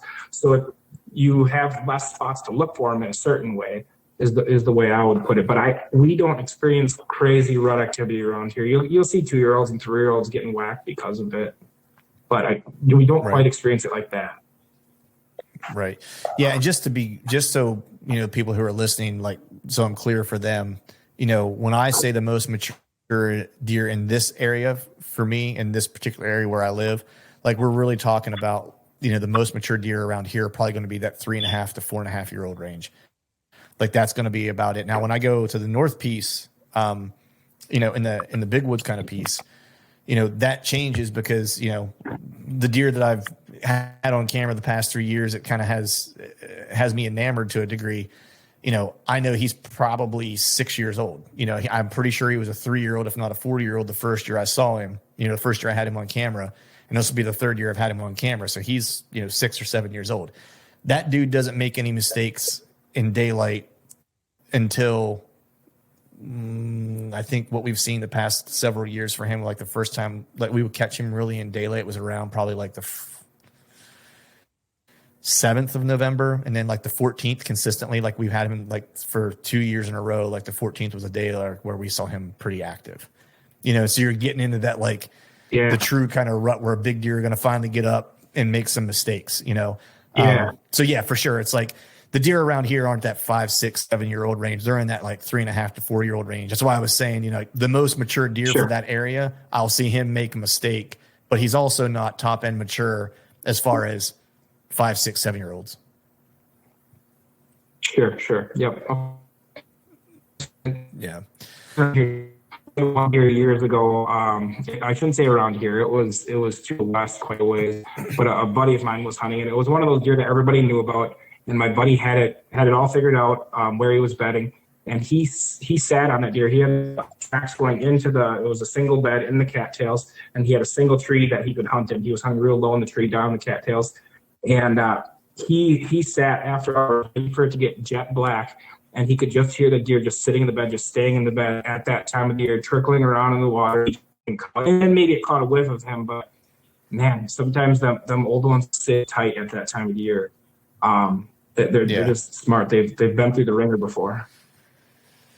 Yeah, it was, and I've told this story before, so I'll make this quick. But like last year on the 18th of October, that deer that I had come in, like I had him on camera September, I want to say it was like 11th or 10th or something like that. Maybe it was even the 9th. It was the only picture I ever got of him, and I didn't have really any good deer around me last year to hunt. It was all the good deer that I, wanted to chase were all in that north piece. It was a couple hours away, so there's really only one deer that was local that I was willing to kind of chase after, and I only had one picture of him, but I knew he was in that area, and I was like, if he's going to make a mistake, he's going to make that mistake in the mid-October, right? That's kind of like what that area has told me just from the historical trail camera data. And I know there's a early doe in there because I had an early fawn drop that confirmed what I had thought the previous year, and so I know that there's a doe that gets bred that week because the fawn drop, when I backdated the fawn, she would have been bred somewhere between the 15th and like the 15th and the 20th, I think. And so I went in to hunt him. I went in to hunt that area on the 18th, and at around I want to say it was either 9:30 or 10 o'clock. Like he walked in and laid down in a bed behind some brush 40 yards from me, and just laid there downwind of a scrape, and was sent checking the scrape. He laid there for 2 hours, and then he stood up and like walked away, and that was it. Like he was at 40 yards. He was within bow range. There was no way I could shoot him. Like there was just so much stuff between he and I just watched him for 2 hours, and he just got up and walked away. Like it was frustrating because like I beat him. Like I did everything right. You know what I mean? And just to your point, like your buddy, it's like, he just was not going to come out of he wasn't going to come out of the brush. Like he was not, cause like the little area he needed to come out to, it's not super open. It's just open enough. You know what I mean? And he just wasn't going to do it. He laid down behind a log, behind a bunch of brush. And he laid there for 2 hours. He'd get up every now and then and move around, stretch, and lay back down. And, there wasn't anything I could do about it. I was just kind of stuck, watching him, but I was just sitting there the whole time getting a master class in how, and he was a 4-year-old. And so watching like a 4-year-old deer, use the wind, use the cover to his advantage, and get done what he needed to get done without exposing himself. Yeah. Yep. They get damn good at it by that age. And if they don't, they usually get whacked that year. I've seen that too. Yeah. Exactly. All right. Well, let's move on to the next phase, man. This is the end of October. So this is like the time of year where everyone gets kind of fired up. So, what you were saying in the previous kind of that mid-October timeframe is like, you're really, finding out where your does are at. How are things changing and transitioning, kind of all leading up to that like end of October timeframe as you get ready to kind of get into November. So what are you really kind of focusing in and dialing in during that October, kind of like 23rd to the 31st kind of time frame? Yeah, so I would say during that time frame, for me, and I'm tying this answer back to my two biggest bucks, or two oldest bucks, let me put it that way, is you're starting to figure out where these bucks are going to be for the rut time period. So a lot of people say the bucks are going to cruise during the rut, they're gone, you're not going to see them again. They might be X amount of properties over, and that might be true. They might be a certain distance over, but my two oldest bucks during that time of the year and then into November, they had bedding areas that they like to come back to almost every night, most nights. If they had a doe, obviously they were off somewhere else. But when they don't have a doe, it seems they still have those bedding areas that they want to go back to. And that's where they'll really make the mistakes. So like the buck I told you about that smelled me and then heard the ice cold fall out of the tree. He, no, what was the point I was going to make? I lost my train of thought there. But they you were have just saying their, that yeah, you were just saying that the older bucks, like what you've seen is like, they'll have those consistent bedding areas still kind of that they want to get back to unless they're kind of tending a doe. And that's something that you've seen like with your two oldest deer. yeah. I had a different point I was going to make around it. I forget, but yeah, that's I guess what I'm doing at that time of year is figuring out where they're going to be during that time frame. And it seems like from the end of October all the way till the rut kind of being over, they have those spots that they'll hold, and you just got to hit the timing right. Their guard will be let down whether they're coming out of it at night or they're going into it in the morning. They're easier to kill. And you can get a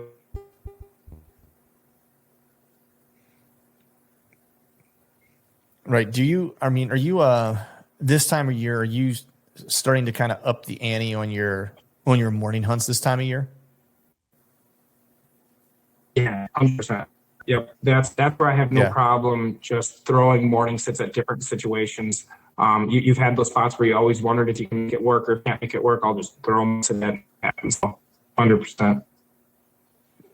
Right. Are you like, how aggressive are you getting this time of year? Because I mean, I know at the beginning of the year you said like maybe subconsciously like you're pretty aggressive and somewhat going for broke.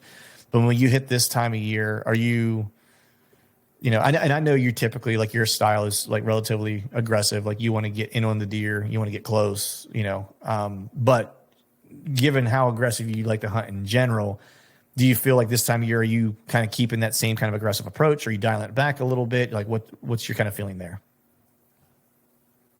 Yeah, so keeping the same aggressive approach. And this is where I feel like you can get away a little bit more with working your way back on a deer, for example. So like, let's say in the early season, you think you know where a buck is.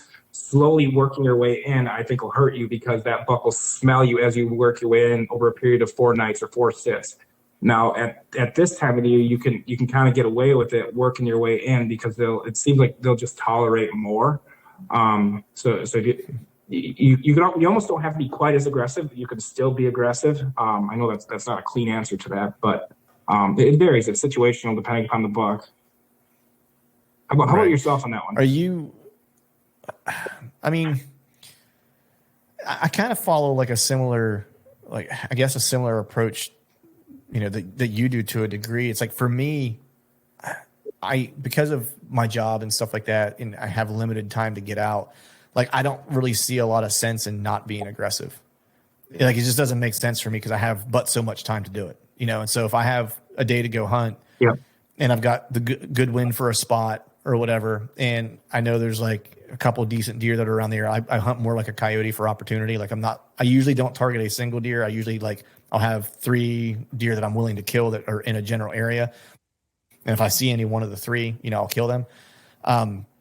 So for me, it's like if I have a day off to go hunt and the weather conditions are right, the wind's right for a particular spot, like I'm going into the spot that I think that I can kill one of the deer that I know that are around.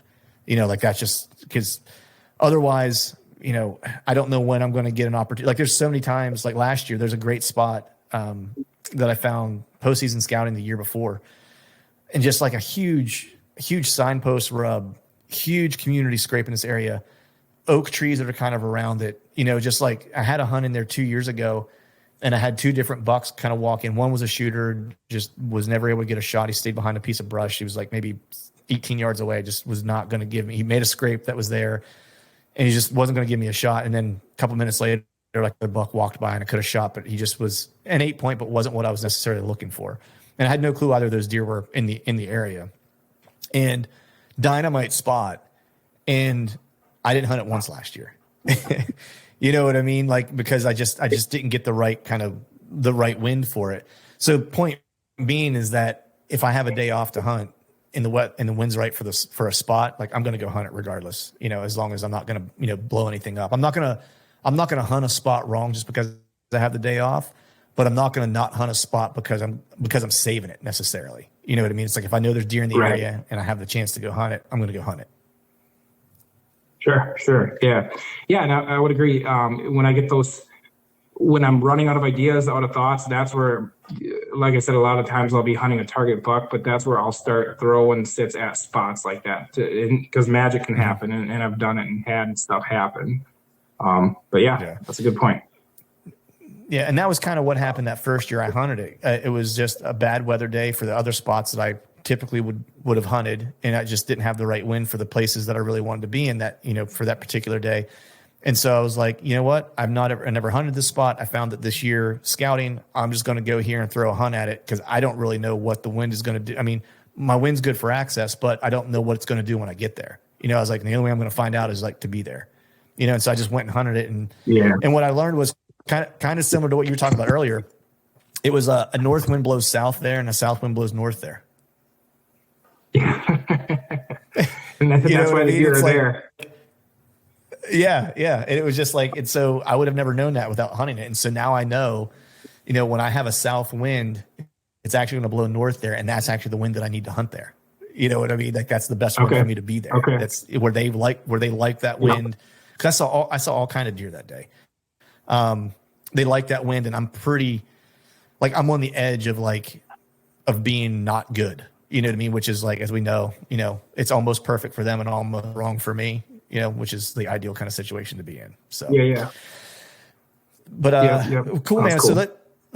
Let's transition into like full on rut now. Well, actually, I want to back up for 1 second because you mentioned something about deer bedding inconsistent, and you're one of the few guys that I've actually had on here that talked about that bedding being consistent when you start to get into like that rut time frame, because it flies in the face of like conventional wisdom, right? Most people think like early season, consistent bedding, way more predictable, et cetera, right? But I don't know if you saw this when I had Bronson Strickland on from NDA, from MSU Deer Labs, and they did a study on this, and they actually found that buck bedding was way more consistent during the rut than it was any other time of the year. Yeah, I believe it. Yeah, I heard that I heard it once from, was it, who's the guy in Ohio?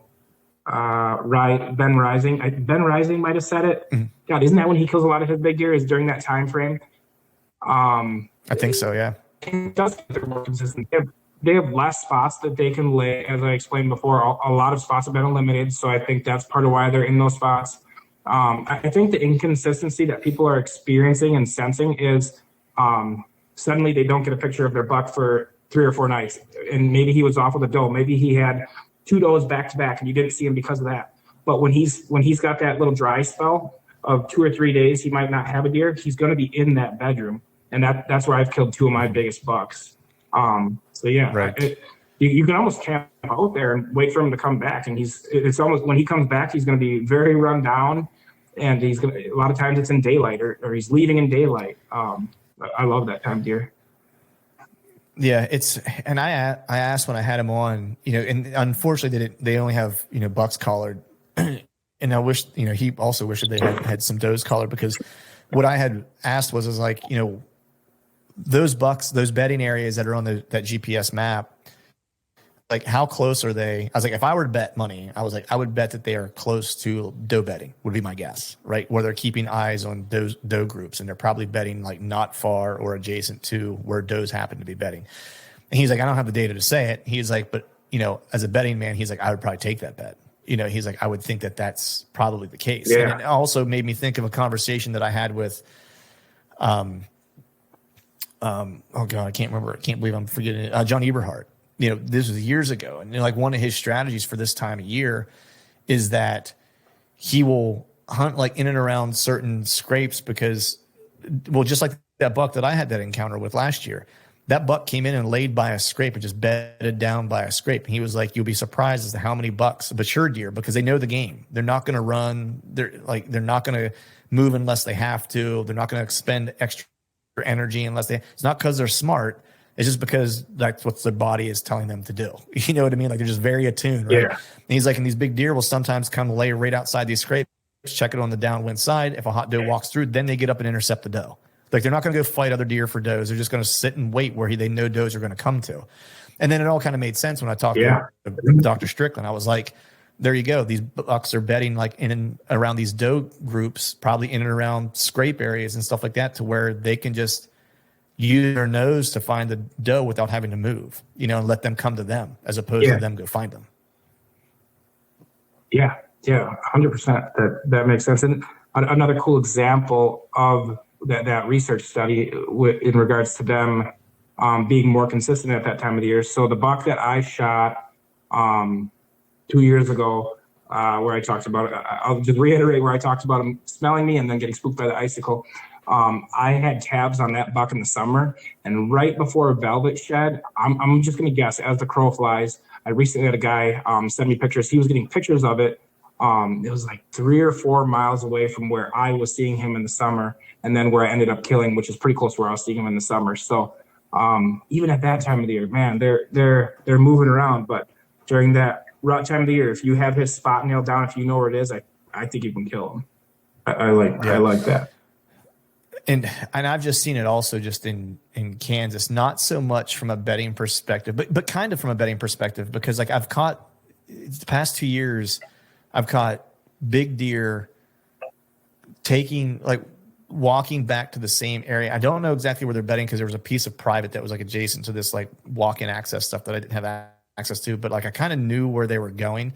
And he was just taking these doe groups. He was following them back to this kind of like bedding area, like into this like CRP. And I couldn't tell exactly where, but that was like, I watched it happen. I glassed it from like, I don't know, like a mile away and just watched it. And I watched it for like a couple of days. And then like, I was like, oh, this is what they're doing. And I went to try to intercept, and like, it went sideways. It didn't work out. I was on the ground, and I made some rookie like hunting from the ground mistakes. And I was back there last year, and I watched the same thing happen. And this time I got within my target deer that I found on the first or the second day. He was tending a doe, and I knew I wasn't going to see him for a couple of days. So I waited to the end of the week and then went back, and I went to like this particular tree where I saw them kind of walking through, taking does back to bed. And I was on my way there, and he and I met at the tree at the same time in like gray light. And we had a standoff for like 15, 20 minutes, which broke my heart. But it was like just that same thing where it's like he was just being very consistent.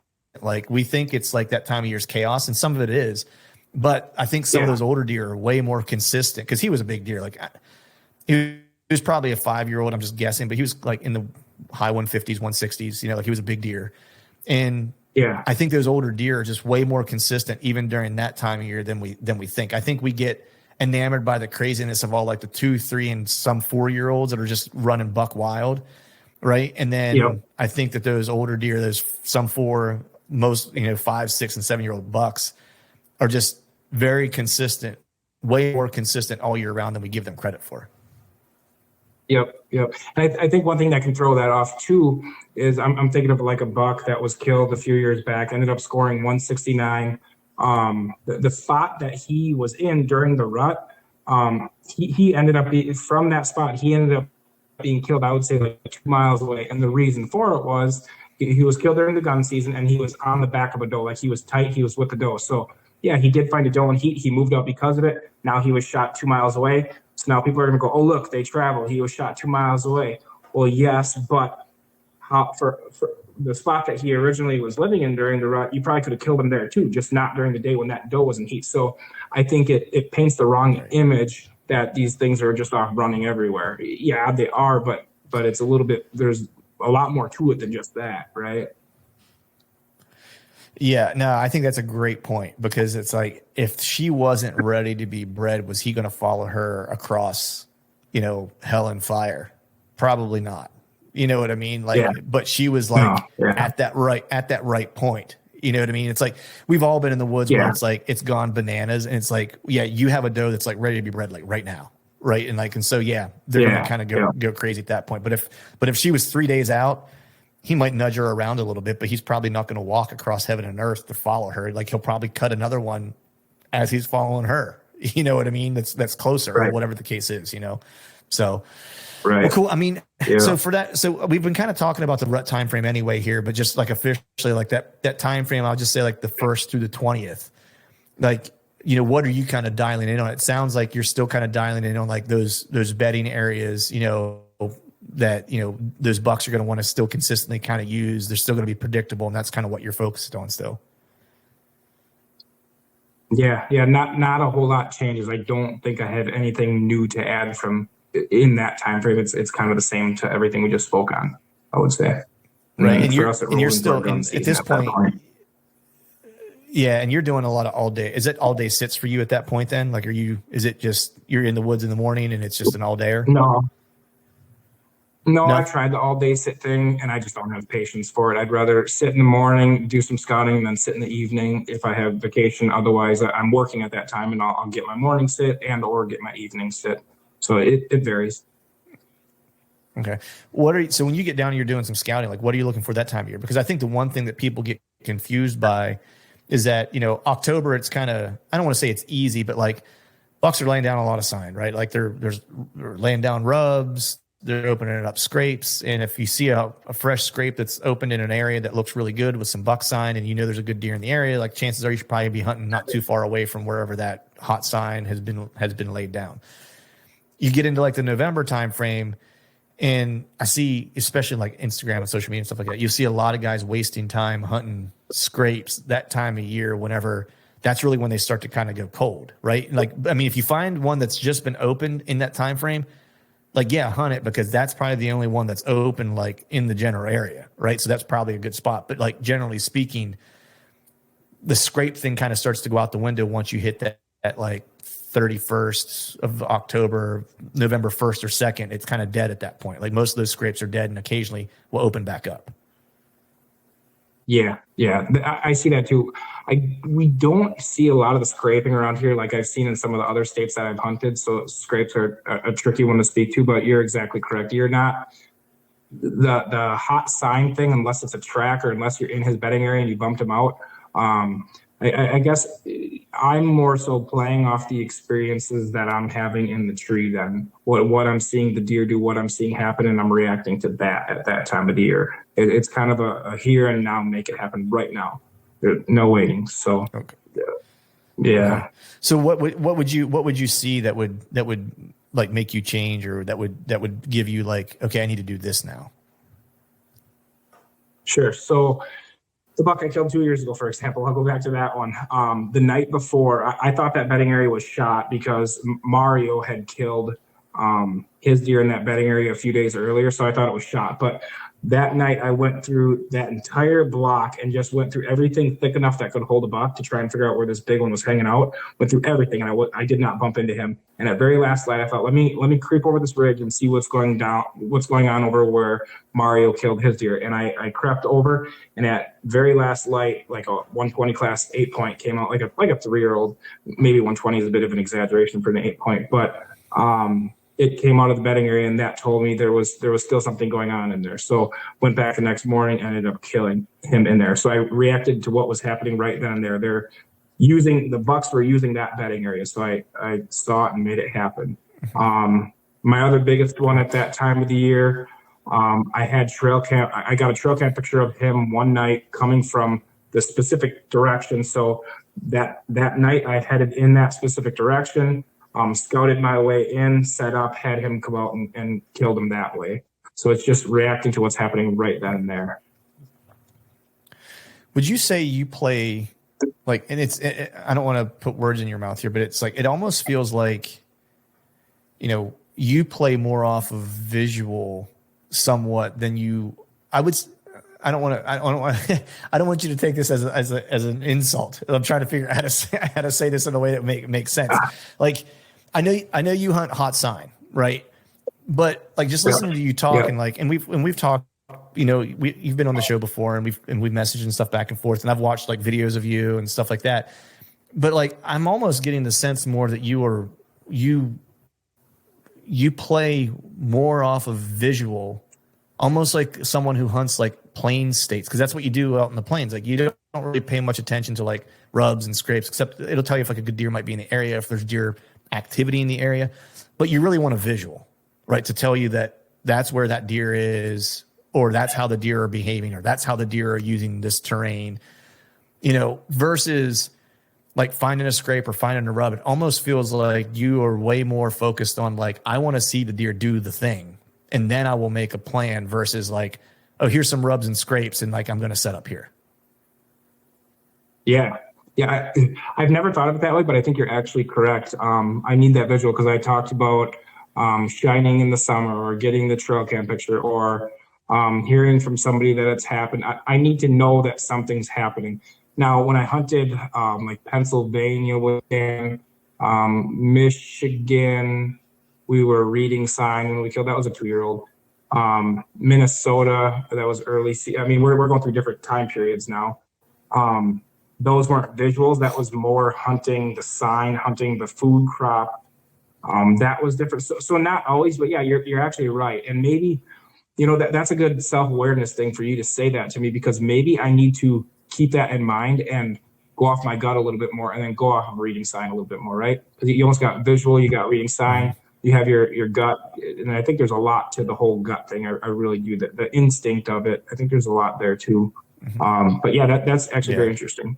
I've never identified that about myself. I like that. Yeah, no, it's just interesting. Like hearing you talk, like it struck me, and I was like, because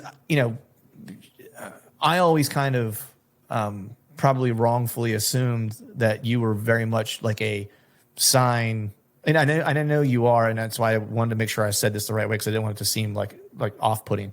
But I always assumed that you were like very much like rubs, scrapes, food changing, like that, maybe, a track, like that's what my kind of focus is. But like, as I was hearing you talk today about like your approach at different times of the year, like I kind of kept coming back to like, he really wants to see the deer do the thing. Like he wants to watch him, even if it's from like 200 yards away, come out of a bedding area and just like catch a glimpse and know that like, okay, they're in there. Like everything else be damned that I might've seen that day scouting. Yeah.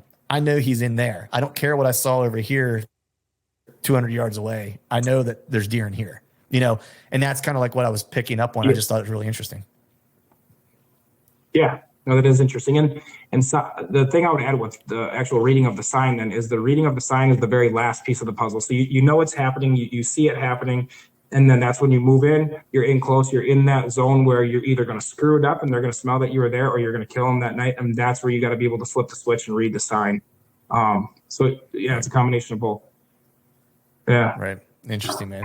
Interesting. Sweet. Well, the next, we have the last two phases. We're almost there. We're almost the end of the season. We're about to get a buck killed if we haven't killed one already. So post rut, man. So so this is like the time frame that I would look at. It's like after the 20th of November, that time frame where you hear, I know I've heard Don Higgins talk about this, where it's like, and you can almost like set your watch to it. Like it's almost like clockwork.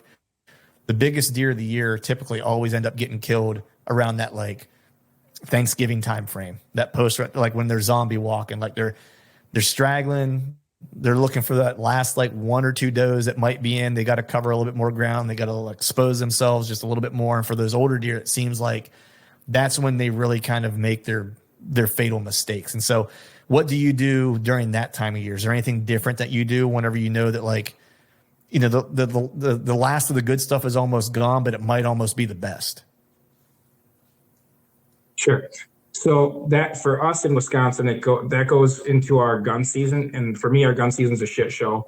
I hate it. I get just watching all the 2 and 3-year-olds get slaughtered. It's just I have to like zone it out for a week, 9 days, and then from there. It goes into our muzzleloader season, and I like the muzzleloader season. I've had great success. I've had awesome success in the muzzleloader season. I've killed more big stuff with that. And that's where you'll catch those bucks doing some really stupid stuff. I've got a 140 class 4-year-old, caught him out in the middle of the field with a doe, and it was like 10 o'clock in the morning. He just held her out in that field, pushing other bucks off. and she was the last doe, and everybody wanted her. I ended up sneaking up to him, shot over the top of his back, and then ended up shooting him in the late season with the bow. There was another buck that I killed, I don't know, what was it, 3 years ago? Another 140 class, 3-year-old, and he was living in a whole different area, a whole different swamp. I don't know, 2 or 3 miles away. That's always my story. 2 or 3 miles away, 2 or 3 miles away, and I knew once in a while he was in this other area, and I caught him with the muzzleloader with some does. I think what happens is you get a field over here, or I'm sorry, a bedding area over here and a bedding area over here. And those bedding areas might be, let's say they're 4 miles apart, but the best food is directly in between them. So I think what can happen is at night, you'll get deer from both groups of deer going to the same crop field. And then suddenly the big guy finds a hot doe, and then he gets drugged back to the bedding area that he's usually not in. So I think that's what happened on that one big one that I killed. He was drugged back with a hot girl that night, and then came out and I shot him. So yeah, crazy things can absolutely happen. You're absolutely right. They do get run down. They do stupid stuff, and I've killed quite a few that way. Are you still focusing in on like those bedding areas like you would during the rut, or do you kind of change a little bit during that time of year? I do. It's situational. You want to kind of be around the does. Let me think of a good way to put it. I guess that's the easiest way is you want to be around the does. And I'll admit, I get run down at that time of the year. You just went through an entire archery season. Now you went through gun season, the depression of that and wondering what's still alive and trying to figure. That's the other thing too, is it's a rat race to figure out what is still alive, because around here, you have so few shooters that you need to be hunting in my opinion, you need to be hunting a buck. I guess you can hunt a spot and get lucky and have one come through, but that's not the way you're going to be strategically killing deer. So you got to be hunting a buck. So you might get your trail cameras back out. I'm usually the only guy in the neighborhood shining at that time of the year because most people are burned out by then. So just finding a shooter at that time of the year is important. I kind of rambled on that one, but right. No, that's all right. I mean, that's, I think, appropriate. It's like, you're right. I mean, Pennsylvania has the same thing. Like, our gun season comes in very big, like that's the Monday. Well, actually now it's the Saturday after Thanksgiving. That's historically, like it came in on the Monday. Now they changed it to the Saturday, and it runs for 2 weeks, I believe. And I usually don't hunt. If I do, it's like, if I can find a little spot to where it's like I'm out of the way and I don't feel like I'm going to get like a bunch of pressure, or they might push a bunch of deer into an area, I'll take my bow out and I'll go sit, and try to hunt like off their pressure, essentially, to no avail. It's like, it usually never works out. I usually don't even see a deer, to be quite honest with you, during that period. But then you're right. It is like, go check your cameras. I don't really have any areas to shine around here. And then just even like hope and pray like something made it through. Even if I don't get a chance to kill it that year, that it makes it through at least for the next year. You know what I mean? Like at that point, So yeah. So the last one, man, late season. We ain't got a buck on the ground yet. What the hell are we doing for late season? Panicking. So there's almost around here in the county that I'm in over the last few years, there's almost been 2 late seasons. So you have your December late season, and then they've extended it for us into January, and you almost have 2 different things. So in December, you still have smart, edgy deer. Early to mid-December, you'll catch a buck doing something weird because there's a hot doe or he's still wound up about something. You'll see it happening on the trail cameras. But once you get into January, now they're just in survival mode. The end of December, they're kind of in survival mode. So it depends on what part of the late season. The fun part for me is January, when you catch them coming out, being vulnerable. They let their guard down. Let me think of a kill. So the 140 that I killed that I had grazed the top of his back with the muzzleloader, that was Christmas Eve morning. He came back late. He was with a fawn. So that's almost something you can tie into that muzzleloader time period too, is you get a lot of those fawns that are in heat, and you just see the dumbest things happen. I swear the bucks act more foolish with those fawns than they do with does. And there's something else to it. I don't know if it's just that they're run down and they've been doing it for so long. But you can still play that game. I'm kind of ping-ponging all over on that one. Yeah, I mean, are you I'm trying to think here. Like, I mean, I know you like focusing on the beds. Are you still kind of focusing in on those areas during that time of year, or are you focusing more on like weather conditions? Because I know, again, Don Higgins, like I think he's probably one, in my opinion, like he's probably one of the best late season hunters. Now people will say like, yeah, but he's got like a farm and food, and it's like, well, I get it, but like he's been doing this long enough, he's seen enough that he knows like what works or how these deer are going to operate. And his thing was always, the biology of a deer is that their metabolism changes throughout the year, so they don't, as Mother Nature knows what it's doing. As food gets more scarce, their body needs less to survive, right? Which is why they, after like the rut and stuff, they don't move a whole lot. They don't have to feed as often as people want to think that they do. Like the just like bedding, where they think bucks are bedding more consistently in October. It's not really true, right? They bed more consistently in November or during the rut. Same thing with like late season. People think that like late season hits, deer want to get to the food and put weight back on, immediately. That's like their stomach's driving everything. Actually, it's not true. Their metabolism is so low that they don't really have to. When they do have to, and what Don was saying was that like when the weather gets so cold and so bad with precip, snow, wind chill, you will see every deer. If you're around farm country, you'll see every deer out in the field feeding.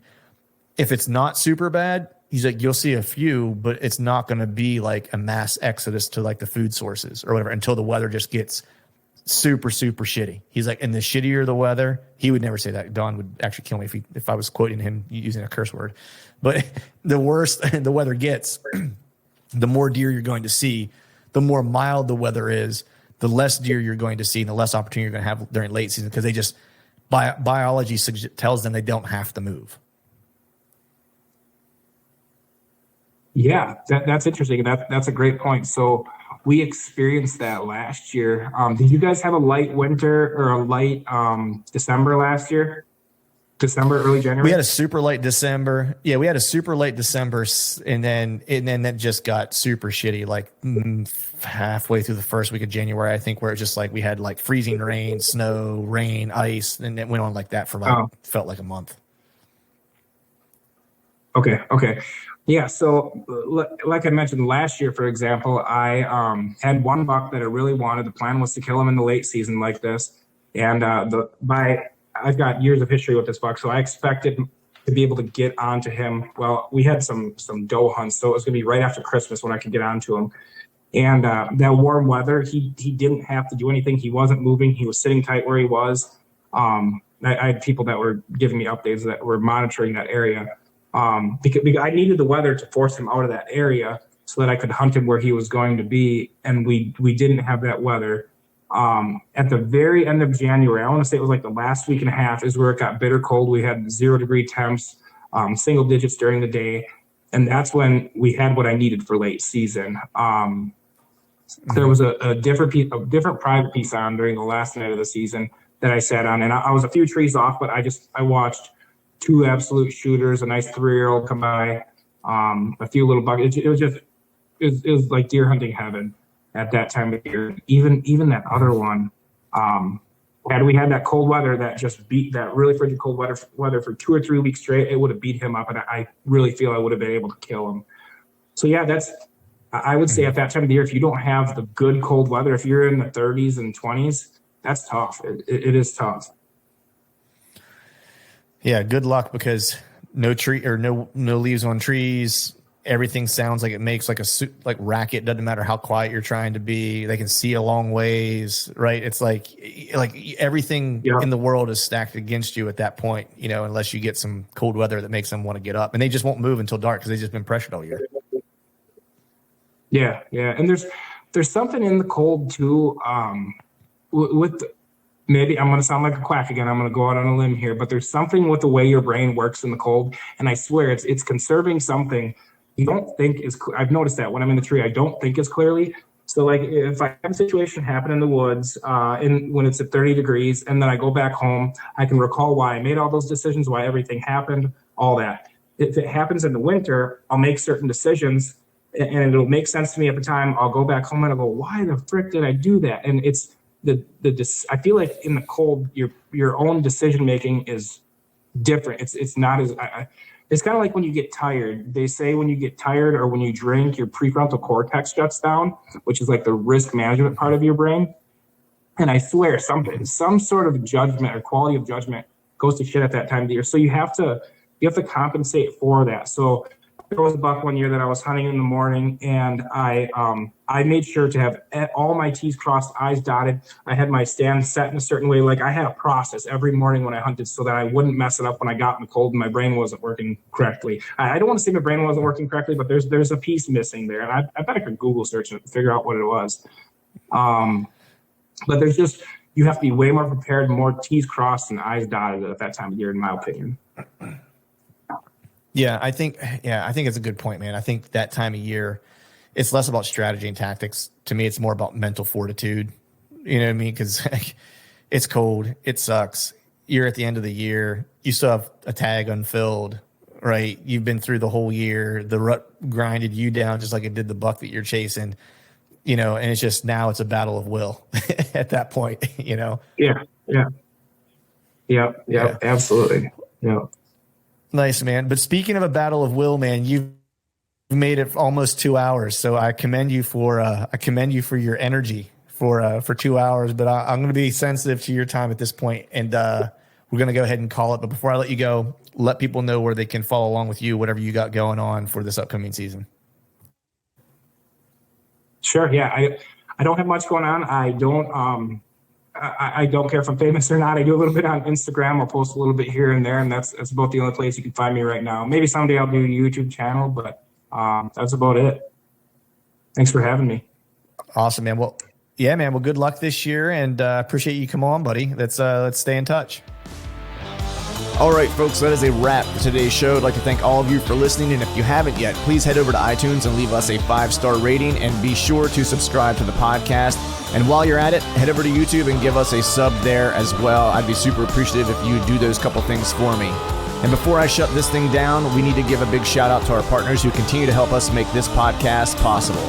Tethered, Exodus Outdoor Gear, and Genesee Beer. And until next time, we'll see y'all.